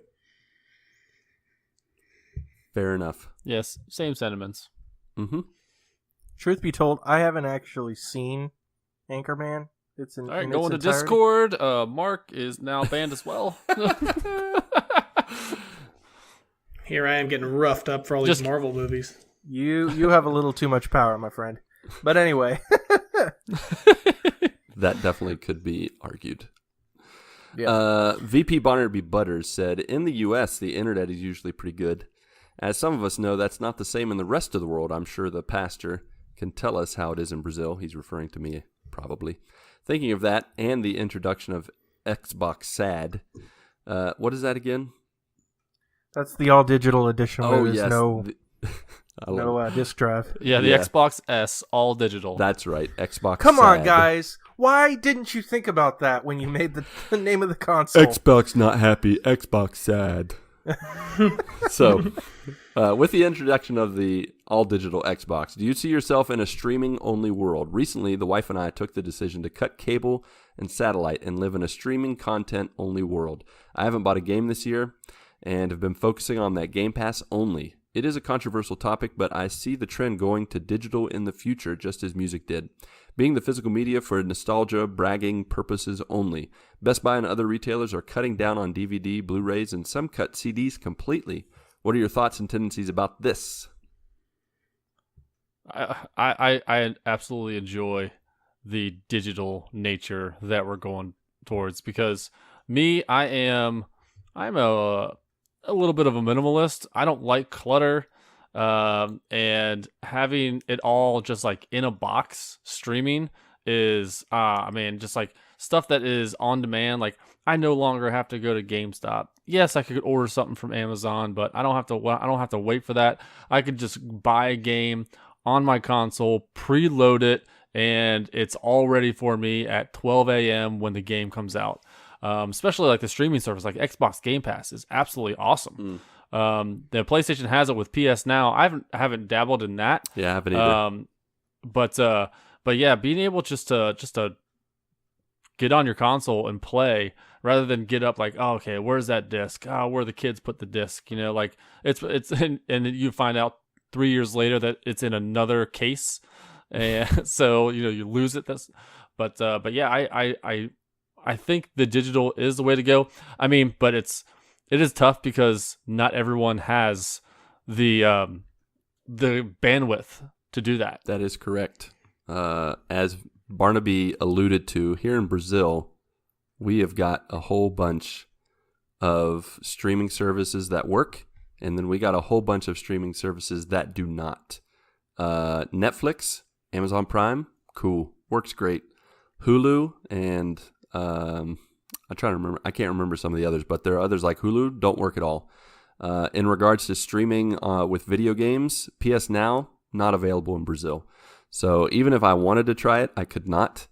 And I would just say generally overall, the way I treat like platinum trophies with PlayStation, if I really like a game, then I get the platinum. And the same thing is true with physical media. Like, I don't mind doing digital. If it's a lot cheaper, it's fine. As long as I can download the game and play it fine without any problems. But if I really like a game, I'll usually buy the physical copy of it. And but I don't think I could ever cut it all and just go all streaming. I will say that we do have cable, but we have the lower tier cable, and we hardly ever use it. We usually just watch Netflix and use our computer to stream stuff. So that's all she wrote. I would say as far as the digital portion, like for gaming, like I probably the last 5 games that I've bought like have just been digitally. Like I haven't had the disc. Like I'm totally good with that. I do not like having to go anywhere to buy like an actual physical disc. But as far as TV goes, like I know a lot of people out there like cutting cable and, you know, streaming their favorite shows and stuff like that. I watch too many baseball games is the best like description. And like I would never want to get rid of that, like just live TV. So it would like literally just like never be an option for me, because even when I'm not watching baseball, like I still am, I guess I'm kind of an old man in that, like I like to flip through the channels and see what's on randomly. And yeah, it's just one of those things where as far as TV goes, like I would hate that, but games, I'm totally good with the whole digital thing. Yeah, I mean, I think that's more and more where we're going, is definitely all digital, and it seems like that's where a lot of, like, you know, game developers, you know, the Xboxes and all those kind of stuff, that's where they're going, is like digital and streaming and all that kind of stuff. I'm not quite sure whether we're there yet, to where everybody can handle it. Like, I know for a fact, like, here where I live, we are sort of nestled in the mountains, but we definitely have like a smaller mountain in the area that my in-laws actually live on, and they don't have broadband internet. They don't have the lines running their way yet. Mm-hmm. So they basically have to go off of satellite internet, which is absolutely atrocious. Their internet is so terrible, and with the way, you know, the way that all these huge downloads and updates are, like, he can't. My in-laws can't handle that. My father-in-law games quite a bit, and he just can't handle all these updates. That's why he quit some of the games he played, was because there were so many freaking updates and stuff, and so I don't think they're even close to being ready for all digital, like streaming and all that kind of stuff. So I don't know if we're there. I know certainly a lot of places around the world aren't, but I'm not sure. I'm not sure we're all there yet.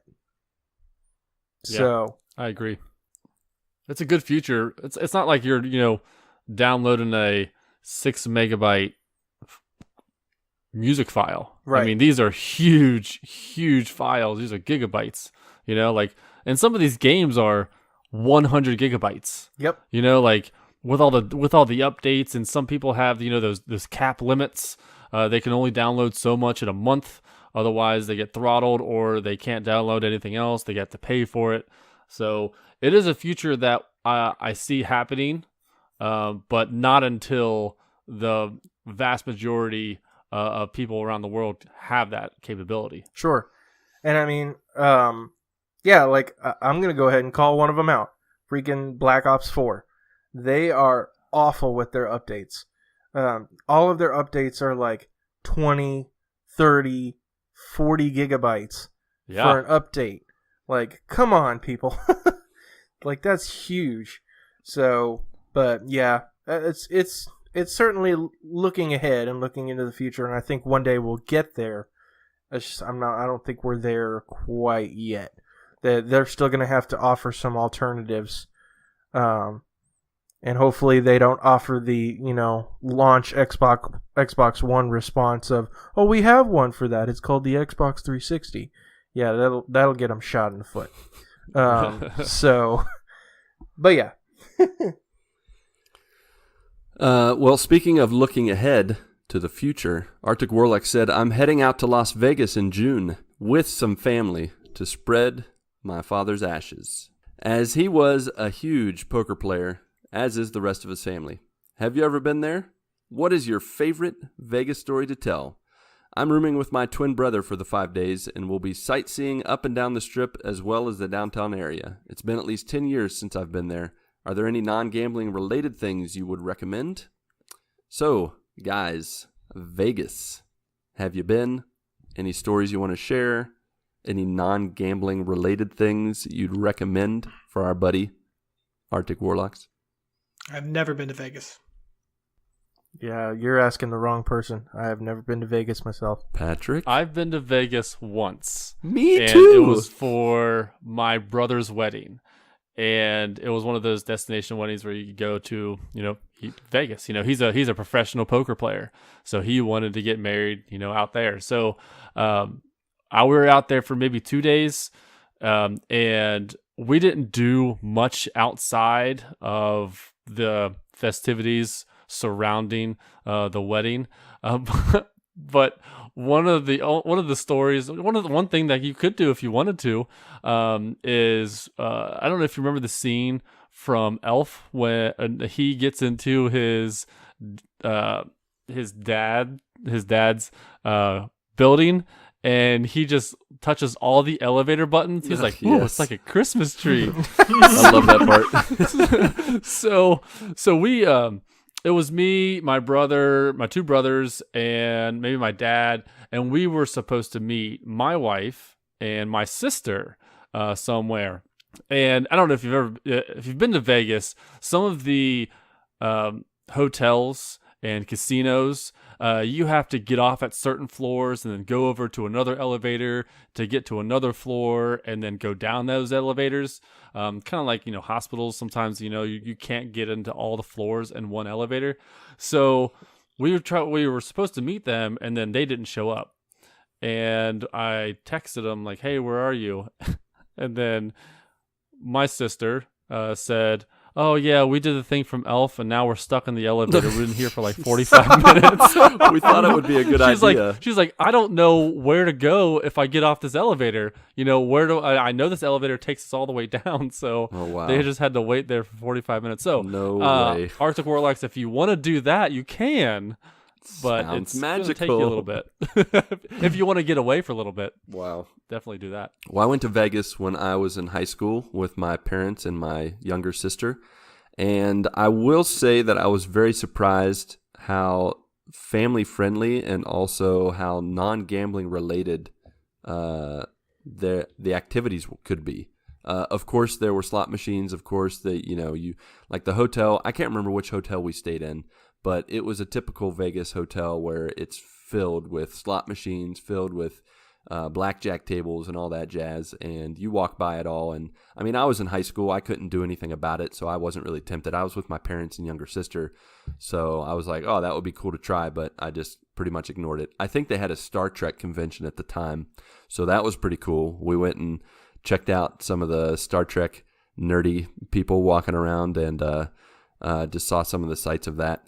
But for me, I think the part that was really cool was when we went into is it called the Needle? The Sky Needle or the Sky? I don't remember the big tower thing. The Eiffel Tower? No, it's not the Eiffel Tower. It's Big in yellow Vegas. with the sun. You have the big Space Needle? the Space Needle, right? It's got the big disc at the top of it. Yeah. Is it called the Space Needle? Is that what it's called? I think so. I couldn't remember. Sorry, Yeah. I blanked. But we went into the wrong person. Yeah, that's true. Is there grass in Brazil? I think, is there grass in Vegas, or is it just all desert? Shoot, I don't know. It's a good question. It's turf. That It's all counts. fake grass. It's all fake. But we went into the Space Needle, and we went to the restaurant, one of the restaurants in the Space Needle. And I would say overall that my experience at the Space Needle was magical. And one of the reasons was because my dad let me order anything off the menu, and I happened to order a $100 filet mignon. And then that was all I got to eat, because once I ordered it and they brought it out, and then he looked at the price. I don't know why he did not look at the price before. And he was just like, well, son, that's all you get to eat for lunch is a steak. And it literally was like this huge plate, and then it was this little filet mignon medallion in the middle of it. And that's all I ate for that lunch. But What was really cool about the Space Needle was there's a roller coaster on top of it. And I heard about there's that. there's like a, what are those called? The kind of like at Disney World, the Tower of Terror, where it shoots you up and then shoots you down and you go up and down. I don't even know what you call those rides, but it has those two rides. It has this roller coaster, and then it has the up and down shooty thingy.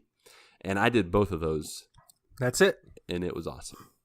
It was amazing. And I could just imagine Arctic just going, asking around like, hey, do you know where the up and down shooty thingy is? Where's the up and down shooty thingy at that needle thing? My buddy in Brazil recommended it. They don't have grass, but he knows all about this stuff.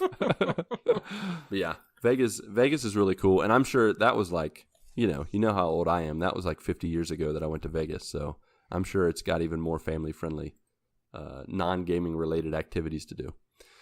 Travis Popsicle said Vegas is a blast. Oh, sorry. Wait. Yeah, you almost skipped me. Well, you said you've never been there. I've never been to Vegas, but may I offer a made-up some story? sort of a recommendation here? Oh, okay. Well, Lucas, before you do that, yeah. Mark, go ahead. Yeah, Mark, you go ahead. Mark, I think you're supposed to go ahead. All right. So, being a fan of music, there are many, many, many, many artists in residency in Vegas.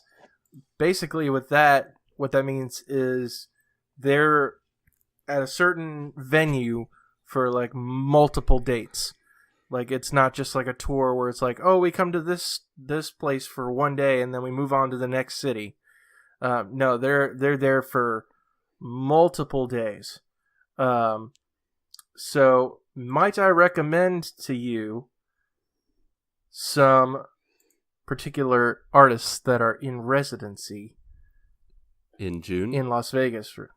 Yeah. So artist is in like a painter? No, as in like musicians. Residency as in like a doctor or a nurse? A doctor that paints? A doctor that paints. That's why you go to Vegas. Painting doctor. That's what you need, That's quite a Ronnie, show. is a painting doctor so they can work on your leg and paint it so it doesn't look like a zombie Christina leg. Aguilera. Aguilera. Cardi It's French. She paints? Lady Gaga. Lady Drake. Gaga. Lady Antebellum. The Backstreet Boys. What is this, the Celine 90s tour? Dion. This is the TRL tour. Yep. Celine Dion. Gwen Stefani. Aerosmith. Oh my gosh, it's like all 90s. Boys to Men. 80s and 90s. Cher.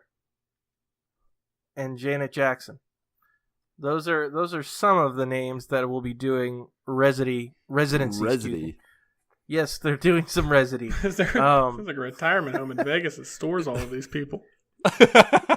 Yeah, they tend to do that. It's all people that like they don't do regular tours anymore, and they're not necessarily like huge hot bands that like are, big on the pop charts. It's just people who have been hugely famous in the past, and now they can go do residency in Vegas.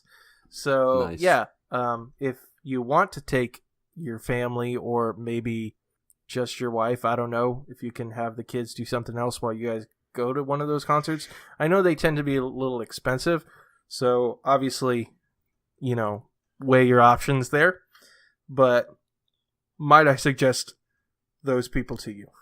Very nice. Arctic Warlocks, you definitely need to take your kids to see Aerosmith. Did you mean the kids were expensive or the classic shows were expensive? Rock. Yes, all of the above. They're all expensive. A little bit of this, a little bit of that. Did you guys know that on the CD for Aerosmith, Get a Grip, did you guys ever have that CD? I've heard of the album. Negative. My dad had the album. Well, it has a cow on the front, and then on the CD, it has a number of nipples on it that I thought were cow nipples, and they were actually people, the members of the band, and I did not know that until like 20 years later. Someone told me, that was from the band, and I'm like, ew! I thought they were from the cow. I have nipples, Greg. Can you milk me? Funny. That is all. So Travis Popsicle, he said, we're going to let Travis Popsicle go ahead. He said, Vegas is a blast, even if you don't gamble. I've been many times while driving truck cross country. I would hang there for a weekend. Circus. Random show question. What is something that a loved one taught you as a child that has stuck with you up until today? My grandfather, Russell Jeep Ball, taught me this phrase: you really know your onions. And so anytime I want to compliment someone on their knowledge of something, it always comes into my head. I rarely say it, but I always want to say, you really know your onions. He always taught me silly phrases like that. Hold the phones here. What was your grandfather's name? Russell Jeep Ball. His middle name was Jeep? No, that was his nickname. But in everything that he was a politician in my little town of Grafton, and his nickname was Jeep. I have no idea why. And you never bothered to ask? So I don't remember why. Okay. You should ask your family. Yeah, I think it was because he was hardworking, and Jeep at the time was a good American vehicle. That was a hardworking vehicle, a man's vehicle. Wait, where does the ball come into play? Oh, that's his last His name. last name. Ball. Oh, okay. That's not a nickname. That is real. Ball. I was like a Jeep Ball. What's a Jeep He was ball? actually It's a my name. He was actually my step grandfather, but I never knew my dad's dad because he died before I was born. So, Yep. Well, most of the things that my grandfather said, I cannot repeat on this podcast or anywhere in a public forum for that matter. Anywhere So in he- America. So they That's the taught same you with French. mine. He taught you the French language. No, actually, he Uh-huh. didn't teach me very much French, but he did speak a lot of it behind my back. But anyway, no, I guess I actually thought about this the other day. As you know, like I work in the service department at a car dealership, and a lot of times, we deal with money when customers pay for the service for their vehicles. And I was just thinking about, as I was like counting change for somebody, I was like, man, if my grandmother hadn't sat me down and actually, I mean, we talked about this during school, but like she actually sat me down and tried to go over with me how to make change. Like if she hadn't really reinforced this in me, I don't know, like I may have had an issue with this later on in life. I don't know, but I was like, I'm glad she sat me down and did that, even though she was purely frustrated with me at the time because I was having such a hard time getting it when she was trying to teach me. And I could tell she was getting frustrated, but I'm glad she did it. I'm glad for my grandparents and the time that they invested in me. Because even the little things like that, things that we take for granted as adults today, I'm thankful for it. Nice. For me, my dad would always say it all adds up, and anything that adds up. And it was mostly about money. You have $1 here, you save it. It seems like it's only $1, but if you save $1 for every week for an entire year, you got $52. It's just like it's something as small as that. You got a quarter, you either spend it or you can save it. So he instilled a lot of money saving, a lot of being smart with money because of his saying it all adds up. And that's, like I was able to save up for pretty much whatever I wanted. I would just save up for it. And whether that was allowance, whether that was getting a job, I got a job when I was 15, just knowing that is my responsibility. If I want to get something, then I have to work for it. And it can be used in all facets of life. But the main thing that he instilled in me was money, about how it all adds up. So I've been pretty good with money ever since he has instilled that in my childhood.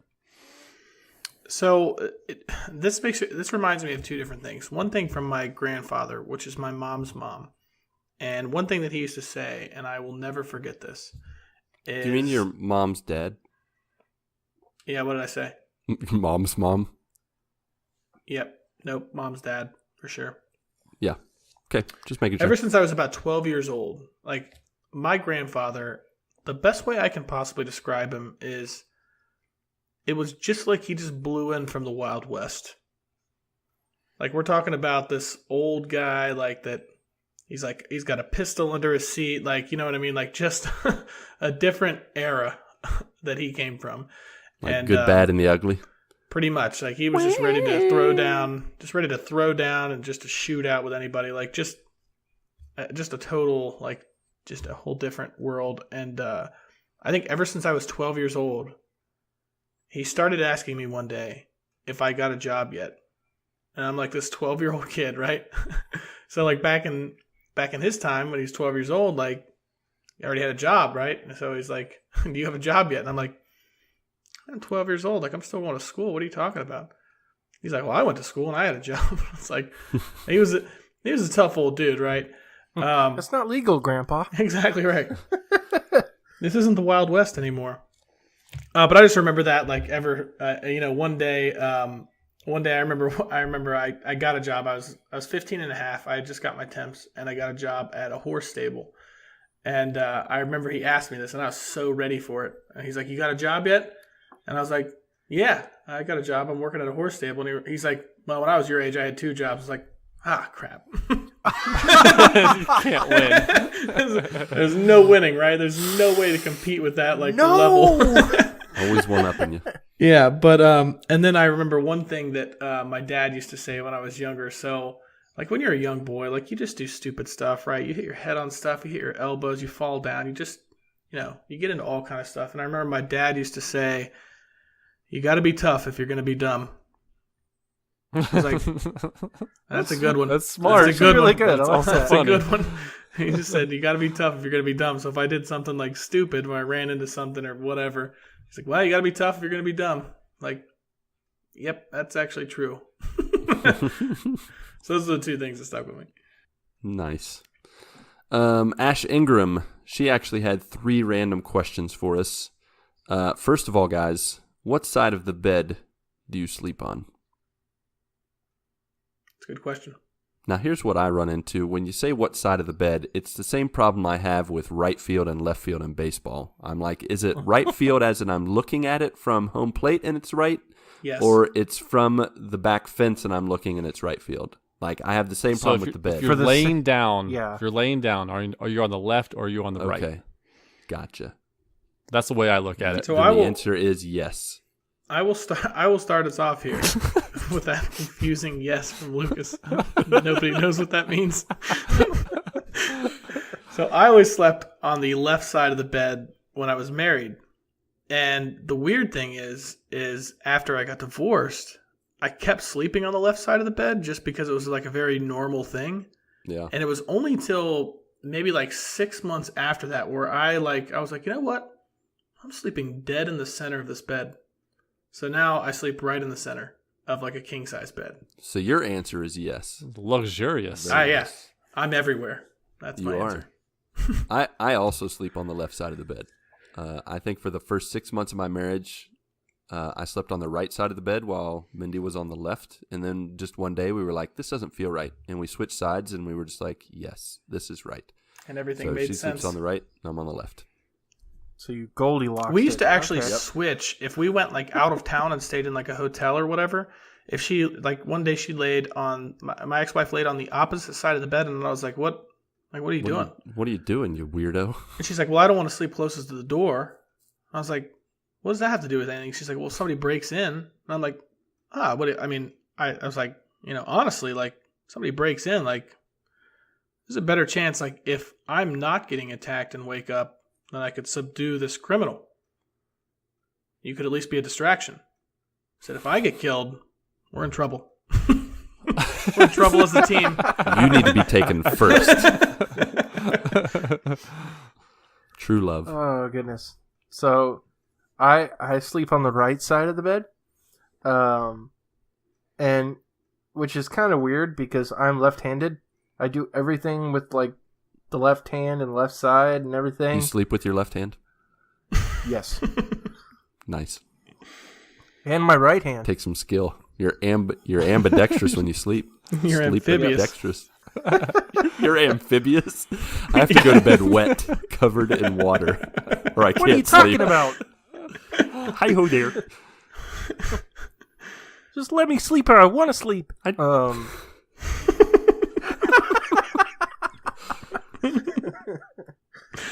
No, I mean, like, for a while I used to... Did I sleep on the left? No, actually, pretty much the whole time I slept on the right side. Which is weird, because everything else I do on the left side. Did you just have a conversation with yourself? I did, actually. Did you enjoy it? Yep. Okay, cool. The whole show. You should go to Vegas. You should be a The resident. next artist in You Reddit. should do your residency at Vegas. The residence. You should be a painting doctor. I hate you guys. Would be a podcast of Marc didn't hate us. Oh I man. love hate you guys. No, but yeah, I basically sleep on the right side, which took me some time to get used to, but I'm pretty much good with it now. Patrick? Well, it was. I was trying to think about this, and right now I sleep on the left side, but I used to sleep on the right side, and I'm thinking like, why did we do that? And it dawned on me that we had a conversation where, when we first had remodeled our master bedroom, our bed was in a certain position, and there was more room on one side of the bed. And when we had Claire, our bassinet was right there. So she slept on the left side and I slept on the right. And then when we had rearranged everything in our bedroom, we put our bed into a different position. And then there was more room on the right side. So when Clark was born, the bassinet was on that side. So we had switched, and it didn't feel wrong. It didn't feel weird. It just felt natural. So she was always closest to the door. So... yeah, I mean, Practical. it's weird. Yeah. What would you say to someone if they said that they switch sides every night? Would you think they're a serial killer? A crazy they're person? crazy. That's the kind of person to mix M&Ms and Skittles. Yeah, I think you're right. No, you can't trust those people. No, shifty. They're living on the edge. So, Both edges. so the second question from Ash, actually, Mark spoiled. Way to go. Are you left-handed or right-handed? Mark is left-handed. Dang it, how was I supposed to know that? Come on You now. should have known. I am right-handed because I am a normal person. I am So you both. think. So I do a both. lot of things. My dominant hand is my right hand, but He's amphibious. I'm near amphibious. And but if I'm like swinging like a baseball bat or golf club, I swing left-handed. I can bowl with my right hand. I can bowl with my left hand. So I do things backwards, I guess, as a dominant right-hander. But I can do both. Nice. Are there things that you do specifically like left-handed that you just like learned that way? Or do you do mostly everything right-handed, but you can do things left-handed? I can do things left-handed, and like when I had 2 older brothers, they were both right-handed, and my dad was left-handed. So I think I kind of learned from both of them, and I found out what was natural to me, and then I just took that. So I am dominantly right-handed. The one thing that I do left-handed actually is eat. If I have like a fork and a knife, I actually like to have the knife in my right hand and the fork in my left hand. I do the same thing. Me too. I feel like it's like with that, people are always like, aren't you right-handed? It's like, yeah, but I mean, you don't really need that much like coordination to use your fork. You just like, it's more important to have the knife in the right hand. Hold it there. Yeah. But I feel like I can do most things like left-handed. Like if I'm playing volleyball, I can hit with both hands. Obviously not as good like with my left hand, but and I can also kick with both feet myself. And kick myself with both feet, apparently. Good job, little buddy. There's that. Yeah. I did post that on Discord, by the way, so everybody can see. Yeah, you did.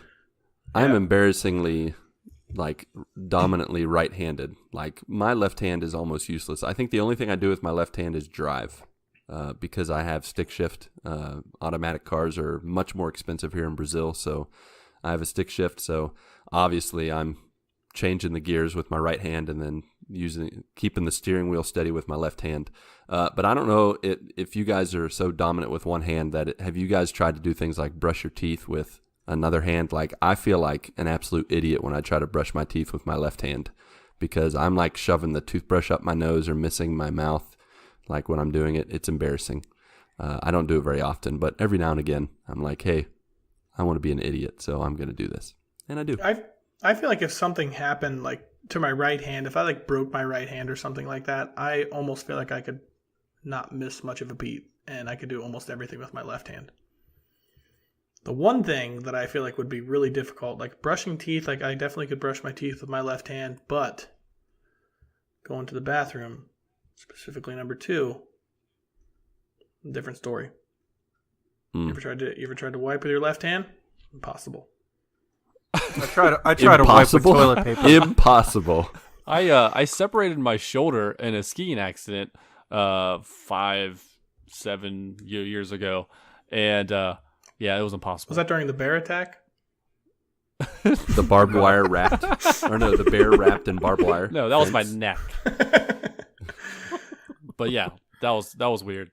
So yeah, as I apparently spoiled earlier, I'm sorry. I'm left-handed, definitely left-handed. Although living in a vastly right-handed world, I have had to learn to adapt to using certain things with my right hand, scissors and things like that. You right left-handed, I would assume. Yes, I did. So were you one of the kids that had like all the pencil like all over their hand as they came across the page and like curl their arm around like an octopus? Yep. That would be rough. Hated it. But yeah, I've had to learn to do other things with my right hand. Like, for example, I play guitar right-handed. I was strongly encouraged when I started learning how to play guitar to learn right-handed because obviously left-handed guitars are not as common. I mean, you can still find them and buy them and stuff, but it's just much more common to get a right-handed guitar. So I learned that way. When you say strongly, do you mean like somebody tied your right or your left hand behind your back and made you play right-handed? That's a negative. No. They were just like, you definitely want to learn right-handed. Now, when you say right-handed guitar, that means you strum with your right hand, right? Strum with the right, fret with the left. Yeah. I met a guy in Brazil that played right-handed guitars left-handed, so he played it all inverted. So it was all upside down. Weird. Oh, it's so weird. It was so weird to watch. Mark, I feel like with a guitar, so I think about 2 years ago, like I got a guitar as a gift because it's something that I always wanted to try. Is like to start like learning how to play the guitar, and I almost feel like with your dominant hand, it would be easier to fret with. Is that not a thing? That's what I would think it too. seems like strumming actually would be the easier. I don't know. Like I learned how to play. And when I say I learned how to play, I mean I barely know how to play anything. I know a few chords. That's about it. But it would be. I feel like it would almost make more sense to fret with your dominant hand. both sides have its pros and cons. Like, if you think about it, yeah, you'd be able to fret better and go down up and down the neck better with your dominant hand. At the same time, you could, if you were strumming with your dominant hand, you could be doing faster rhythms and stuff like that because you have more coordination. But yeah, all I know is I was just strongly encouraged to, like, man, you should learn right-handed. I was like, okay, so I did. But yeah, the vast majority of things that I do, I'm left-handed, most definitely left-handed, and I was always told that, like, we're the only people that are in our right mind because people who use the left side, left hand and stuff, they do that with their right side of their brain. Mm-hmm. So you wipe with your left hand is what you're saying? Yes. Got it. But wow. I tend to try to wipe with toilet paper, not my left hand. I thought it was impossible until just now. Yep. Now you know. Not impossible. Ash Ingram's last question. Do you prefer savory food or sweet food? Sweet. Dude. Savory. I would gladly have a second steak over cake. Yeah, when I hear savory, I think of steak too. I would definitely say savory. Well, when you bring steak into it, dang. Yep. Are we talking like a steak or a cupcake? Is that pretty much what we're going on here? Yeah, like ice cream, desserts, or dinner. See, I'm not big on desserts. Yeah, me neither. Yeah, I'm gonna go with sweet food too. I like both, but I know you have to choose one, so I'm gonna go with sweet. So it's funny, even like at a Christmas or like Thanksgiving dinner, like they have like all the pies and stuff and like all the cupcakes and all the extra like desserts and stuff. Like I will go back and eat like the actual meal rather than go to dessert. Like I'm not big on dessert. Like I would rather have like the actual food. Right there with you. Yeah, I think for me though, like I either have to have savory and sweet or just sweet. Like when I have those Thanksgiving meals, I always have to have cranberry sauce, sweet potatoes, all those good things. So I would say a hard both sweet gross. food. Sweet food. What's both gross? Sweet potatoes and cranberry sauce. Your face is gross. I honestly, I know that came from the heart and I appreciate it, but those foods are terrible. You are wrong. By the way, #low-hanging fruit much? No, man. Cranberry sauce out of the can when it does that inverted. Oh, man. That's so the gross. Best. It's the best. That is so gross. I love canned cranberry sauce. Manufactured crap. Yeah, I will say you slice it and it just melts in your mouth. Perfection. That's so bad. I will say with the sweet potatoes, like I absolutely hated sweet potatoes when I was a kid, and I can tolerate them now. But just now, not. I will say I would, like the yams. Place. Yeah, like the Thanksgiving sweet potatoes that are like soggy and amphibious because they're so wet. I'm not a fan. But a sweet baked potato with brown sugar and butter. I mean, come on. See, I don't like brown sugar on anything. You know what? Like if you got to put brown sugar like on an actual meal item, it's not really Patrick, a meal item. I'm going on Discord. I'm banning Ronnie J. He's not even going to. Wait a minute. Don't I have the authority to ban He's people not also? Gonna, no, you don't have any authority. No, you don't. You guys just told me that at the beginning, right? I didn't think I actually had any power. Do you know what Discord is? It's snack that goes after the cranberry sauce, usually. It's the opposite of Datcord. It's Discord. Hey. All right. Last random thought from VP Barnaby Butters again. He said, sing that song stuck in your head that you hate, but can't shake it off. Shake it off. No! Don't do that to me. I stay up too late. Oh, we actually have to sing a song here? Yeah, you have to sing the song. Let's see, which one have I listened to the most recently? So we have a guy at work. Now, granted, these guys are like rough and tough, kind of like, mechanics. Your stereotypical guys. And just to be an idiot, the guy likes to blast Taylor Swift and Miley Cyrus and all that kind of crap. And so he plays freaking Party in the USA. Put your hands up to playing my song, the butterfly fly away. Oh my gosh. You sound just like them. Thought I'd Well, But it's not too hard to be Miley Cyrus's voice. That is correct. It's like cranberry sauce in your ears, right, Ronnie? Gloop. Cranberry sauce anywhere is bad. I want it on my table. So says you. I'd lick it off your table. Yum. If you're describing At least any they get sort weird. of food as amphibious, you Not need at to all. not touch that. Not at all. Oh shoot! Who's singing first? I think I Marc already did. just did. Who's singing Yep. second? I love you. Oh, gosh. Gosh, You no. love me. You just gave us PTSD. Barney just crapped his pants if he had pants on. I'm definitely not a singer, but I have been listening to "Crash Into Me" by Dave Matthews Band on repeat for like 2 days solid. Do you hate it? No, I love it. No, well, this is a song that you hate that gets stuck in your head, so it's like if Cranberry Sauce had a song, What if you weren't listening when you read the question? then I would be you, and I would sound like, I don't know what I would sound like. I would sound like, because I wouldn't be able to hear myself, so I would sound funny. I love all music. What just happened? Ronnie's breaking the rules. Ronnie, again. have you ever listened to The Wiggles? No. No, you just brought a song into my head that I Yes. didn't want Sing there. it for me though. Toot toot chugga chugga big red car. What was the song that Travel you kept near, we sending to me travel repeatedly? far. What's that? You kept sending me a song, a video, and I can't remember.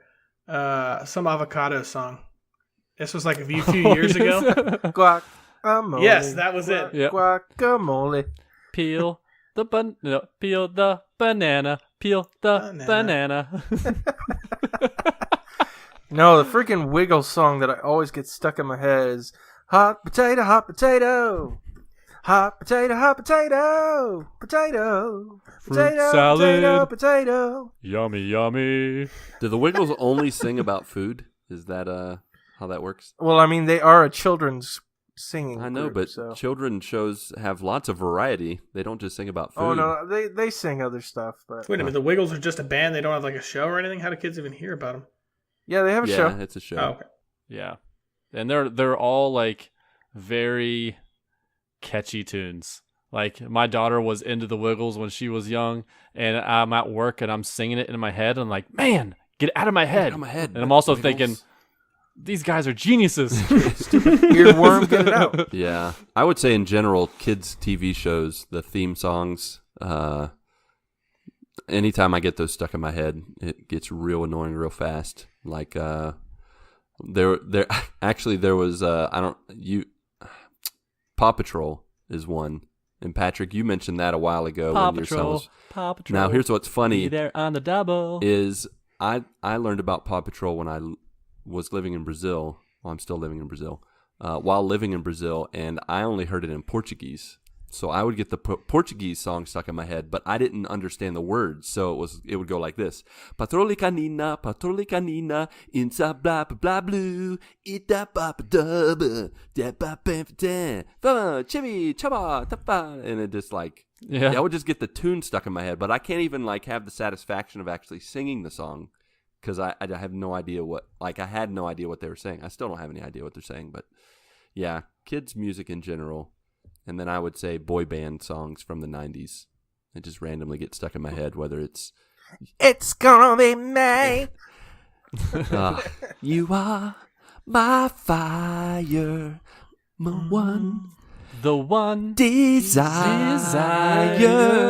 You are. You are. You go ahead. Don't wanna hear you. We chose wrong doing a podcast. We should have definitely done music. Yeah, we should have. There you go. Barnaby Butters, you're not getting any more music from us. Well, you are getting a little bit from me. But so you guys ready to share your topics? Nope. I don't think we're gonna do that. Folks, I hope you enjoyed part 1 of randomness. Part 2 of randomness. This is more No of a community questions driven next week. episode now. Sorry. Sorry. So next week, we will actually bring our topics. So Ronnie, you get a second chance, because I'm sure you had a piece of paper with 2 words on it. I don't Maybe have 3. paper. You go ahead. They were, and they were the go old ahead. noggin. You go ahead. Every episode's improv for me. Yeah, it is. So we are going to continue our randomness next week, but I want to thank all those who contributed and gave us lots of topics to talk about and discuss, to laugh about, and to make fun of each other about. Before we wrap things up, was there any random music you wanted to share? Marky Mark, Marcy B, Shug, Swedish, Oh. Billy Mays, Hayes? Stop. Just stop. Let me tell you about this wonderful product we have. It's very tasty. Hello, I am Billy Mays, going to talk to you about OxyClean. Mark So Boucher fantastic. Hi, I'm all up in your ear here. Will you please do it in the Billy Mays voice? This whole recommendation.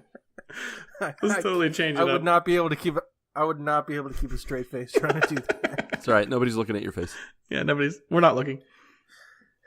Okay, so the first song is a song called "Brand New" from a guy by the name of Ben Rector. He's really, really talented acoustic singer-songwriter. The second song is from a guy by the name of Niall Horan, who was... Now, when I tell you this, just go with me for a moment. He was in One Direction, but he's actually a really talented singer, and he's great on acoustic guitar and electric guitar, too. But he has a song called On the Loose. Let me ask you this question. If you're good on the acoustic guitar, aren't you also kind of good on the electric guitar, or is that completely different?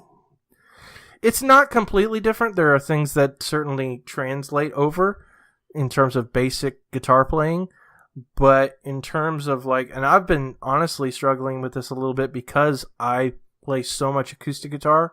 And I recently, within the past 5-6 months, bought an electric guitar. And it's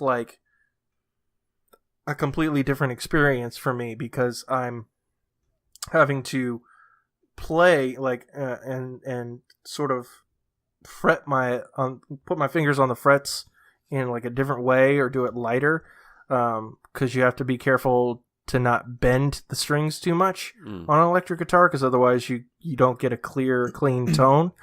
And then of course, on electric guitar there's all sorts of pedal effects and things like that.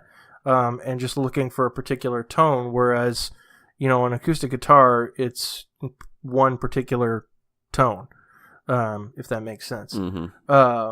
Second question. So, yeah. How have you not played on this show before? He has. He played Jesus Loves Me.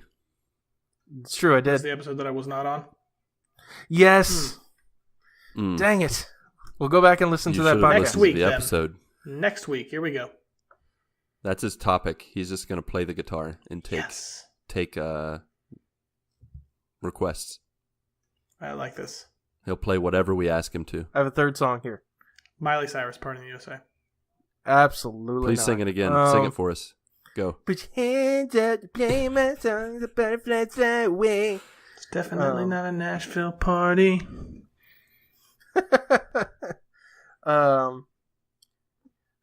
Gosh, now all I can hear is We scrambled them. Jay-Z song was on, and a Jay-Z I'm just going to throw it song out was there. on. That's a great song. I don't care what you guys say. Well, I do care what I say, and I say that song is awful. But anyway, so the third song on the list is the song "Leave a Message" he's an independent artist named Matt Hartke. He doesn't have a whole lot of stuff out there, but I really enjoy this song, and I hope you do too. So those are the songs I'm adding to the Good Morning Guys morning playlist. As you always, you can find it on Spotify and iTunes as well. Thank you, Bernabe. Mm-hmm. And that is it for me. I will throw out one thing, Mark. Miley Throw Cyrus did this tour that's called Happy Hippie. And it was a tour, from my understanding, that she did for basically no cost for underprivileged, basically underprivileged people. And she got a bunch of famous people basically to come and sing with her. And she did this song with Joan Jett. And I think the song is called Different, or it's Because I'm Different. And it's really good. You should check it out. I found it on YouTube, Okay. so I don't think it's on Spotify anywhere. I'll have to stomach it and say, hey, this is a Joan Jett song, because I can't stand Miley Cyrus's voice. It's pretty good, and it doesn't sound like her normal voice. She sings like deeper, more gravelly kind of rock. Okay, I'll give it a shot. I expect a full report next week. Absolutely. Mm-hmm. He can comment on that and give a report. You can comment and report on Superman the movie, maybe. Or maybe not. What's that? It's the movie What's that a for Superman? the 29th week in a row you have not watched. Man, has it been 29 weeks? Whew, Yes, sir. rough. I planned on Mhm. watching it at the beginning. I'm not going to lie. Yeah, you didn't. But pretty shortly, really, after like 1 week, I bailed. You did. One of these days, You did though, indeed. it's going to happen. Yeah, Honestly, when I do watch That it, you is guys are some- never going to believe it. that is You're going to correct. think that I just read the whole story online or something. You have like 240 days or so it's no rush. Exactly right. Well, that is all for this random morning, brought to you by our very own community members on the Discord and listeners. Feel free to take a New York minute and leave us a positive but honest review and rating on iTunes if you have a couple of minutes to spare. We have stalled out at about 17 reviews, but I have a good feeling about this coming week. We only need 3 more ratings or reviews for Ronnie to do something crazy. So, let your voice be heard. I want to add to that, Lucas, that Add. I have a friend that listens to our show. His name's Trevor. Hi, Trevor, by the way. Hi, Trevor. And I'm pretty sure he's waiting for us to get to 19 so that he can put in the 20th one. Yeah, so we really just need 2 more ratings, and then Trevor is going to close it out for the 20th tear it up. review. And then Ronnie's going to go crazy. Super crazy. Also, if you'd like to join us on future episodes or connect with our community but are not sure how to do so, check out the show notes that have all of our info on our Discord server. It is free and a fun way to connect directly with us and the community.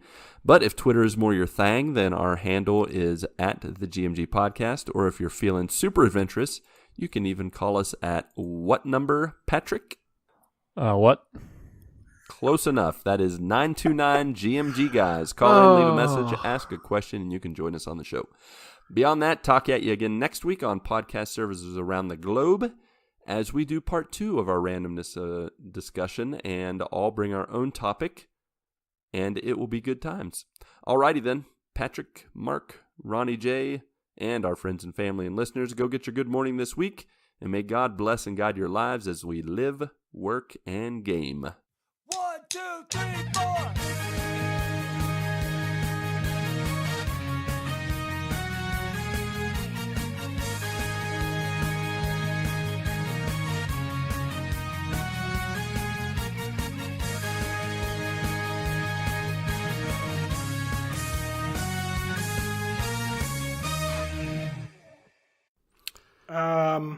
I'm not recording. Fantastic. Also with us, Might have to do it all over again. This is for real. I'm not recording. all right. But let's All I carry can on see- anyways. Are you serious you're not recording? No, I'm not serious. I'm recording.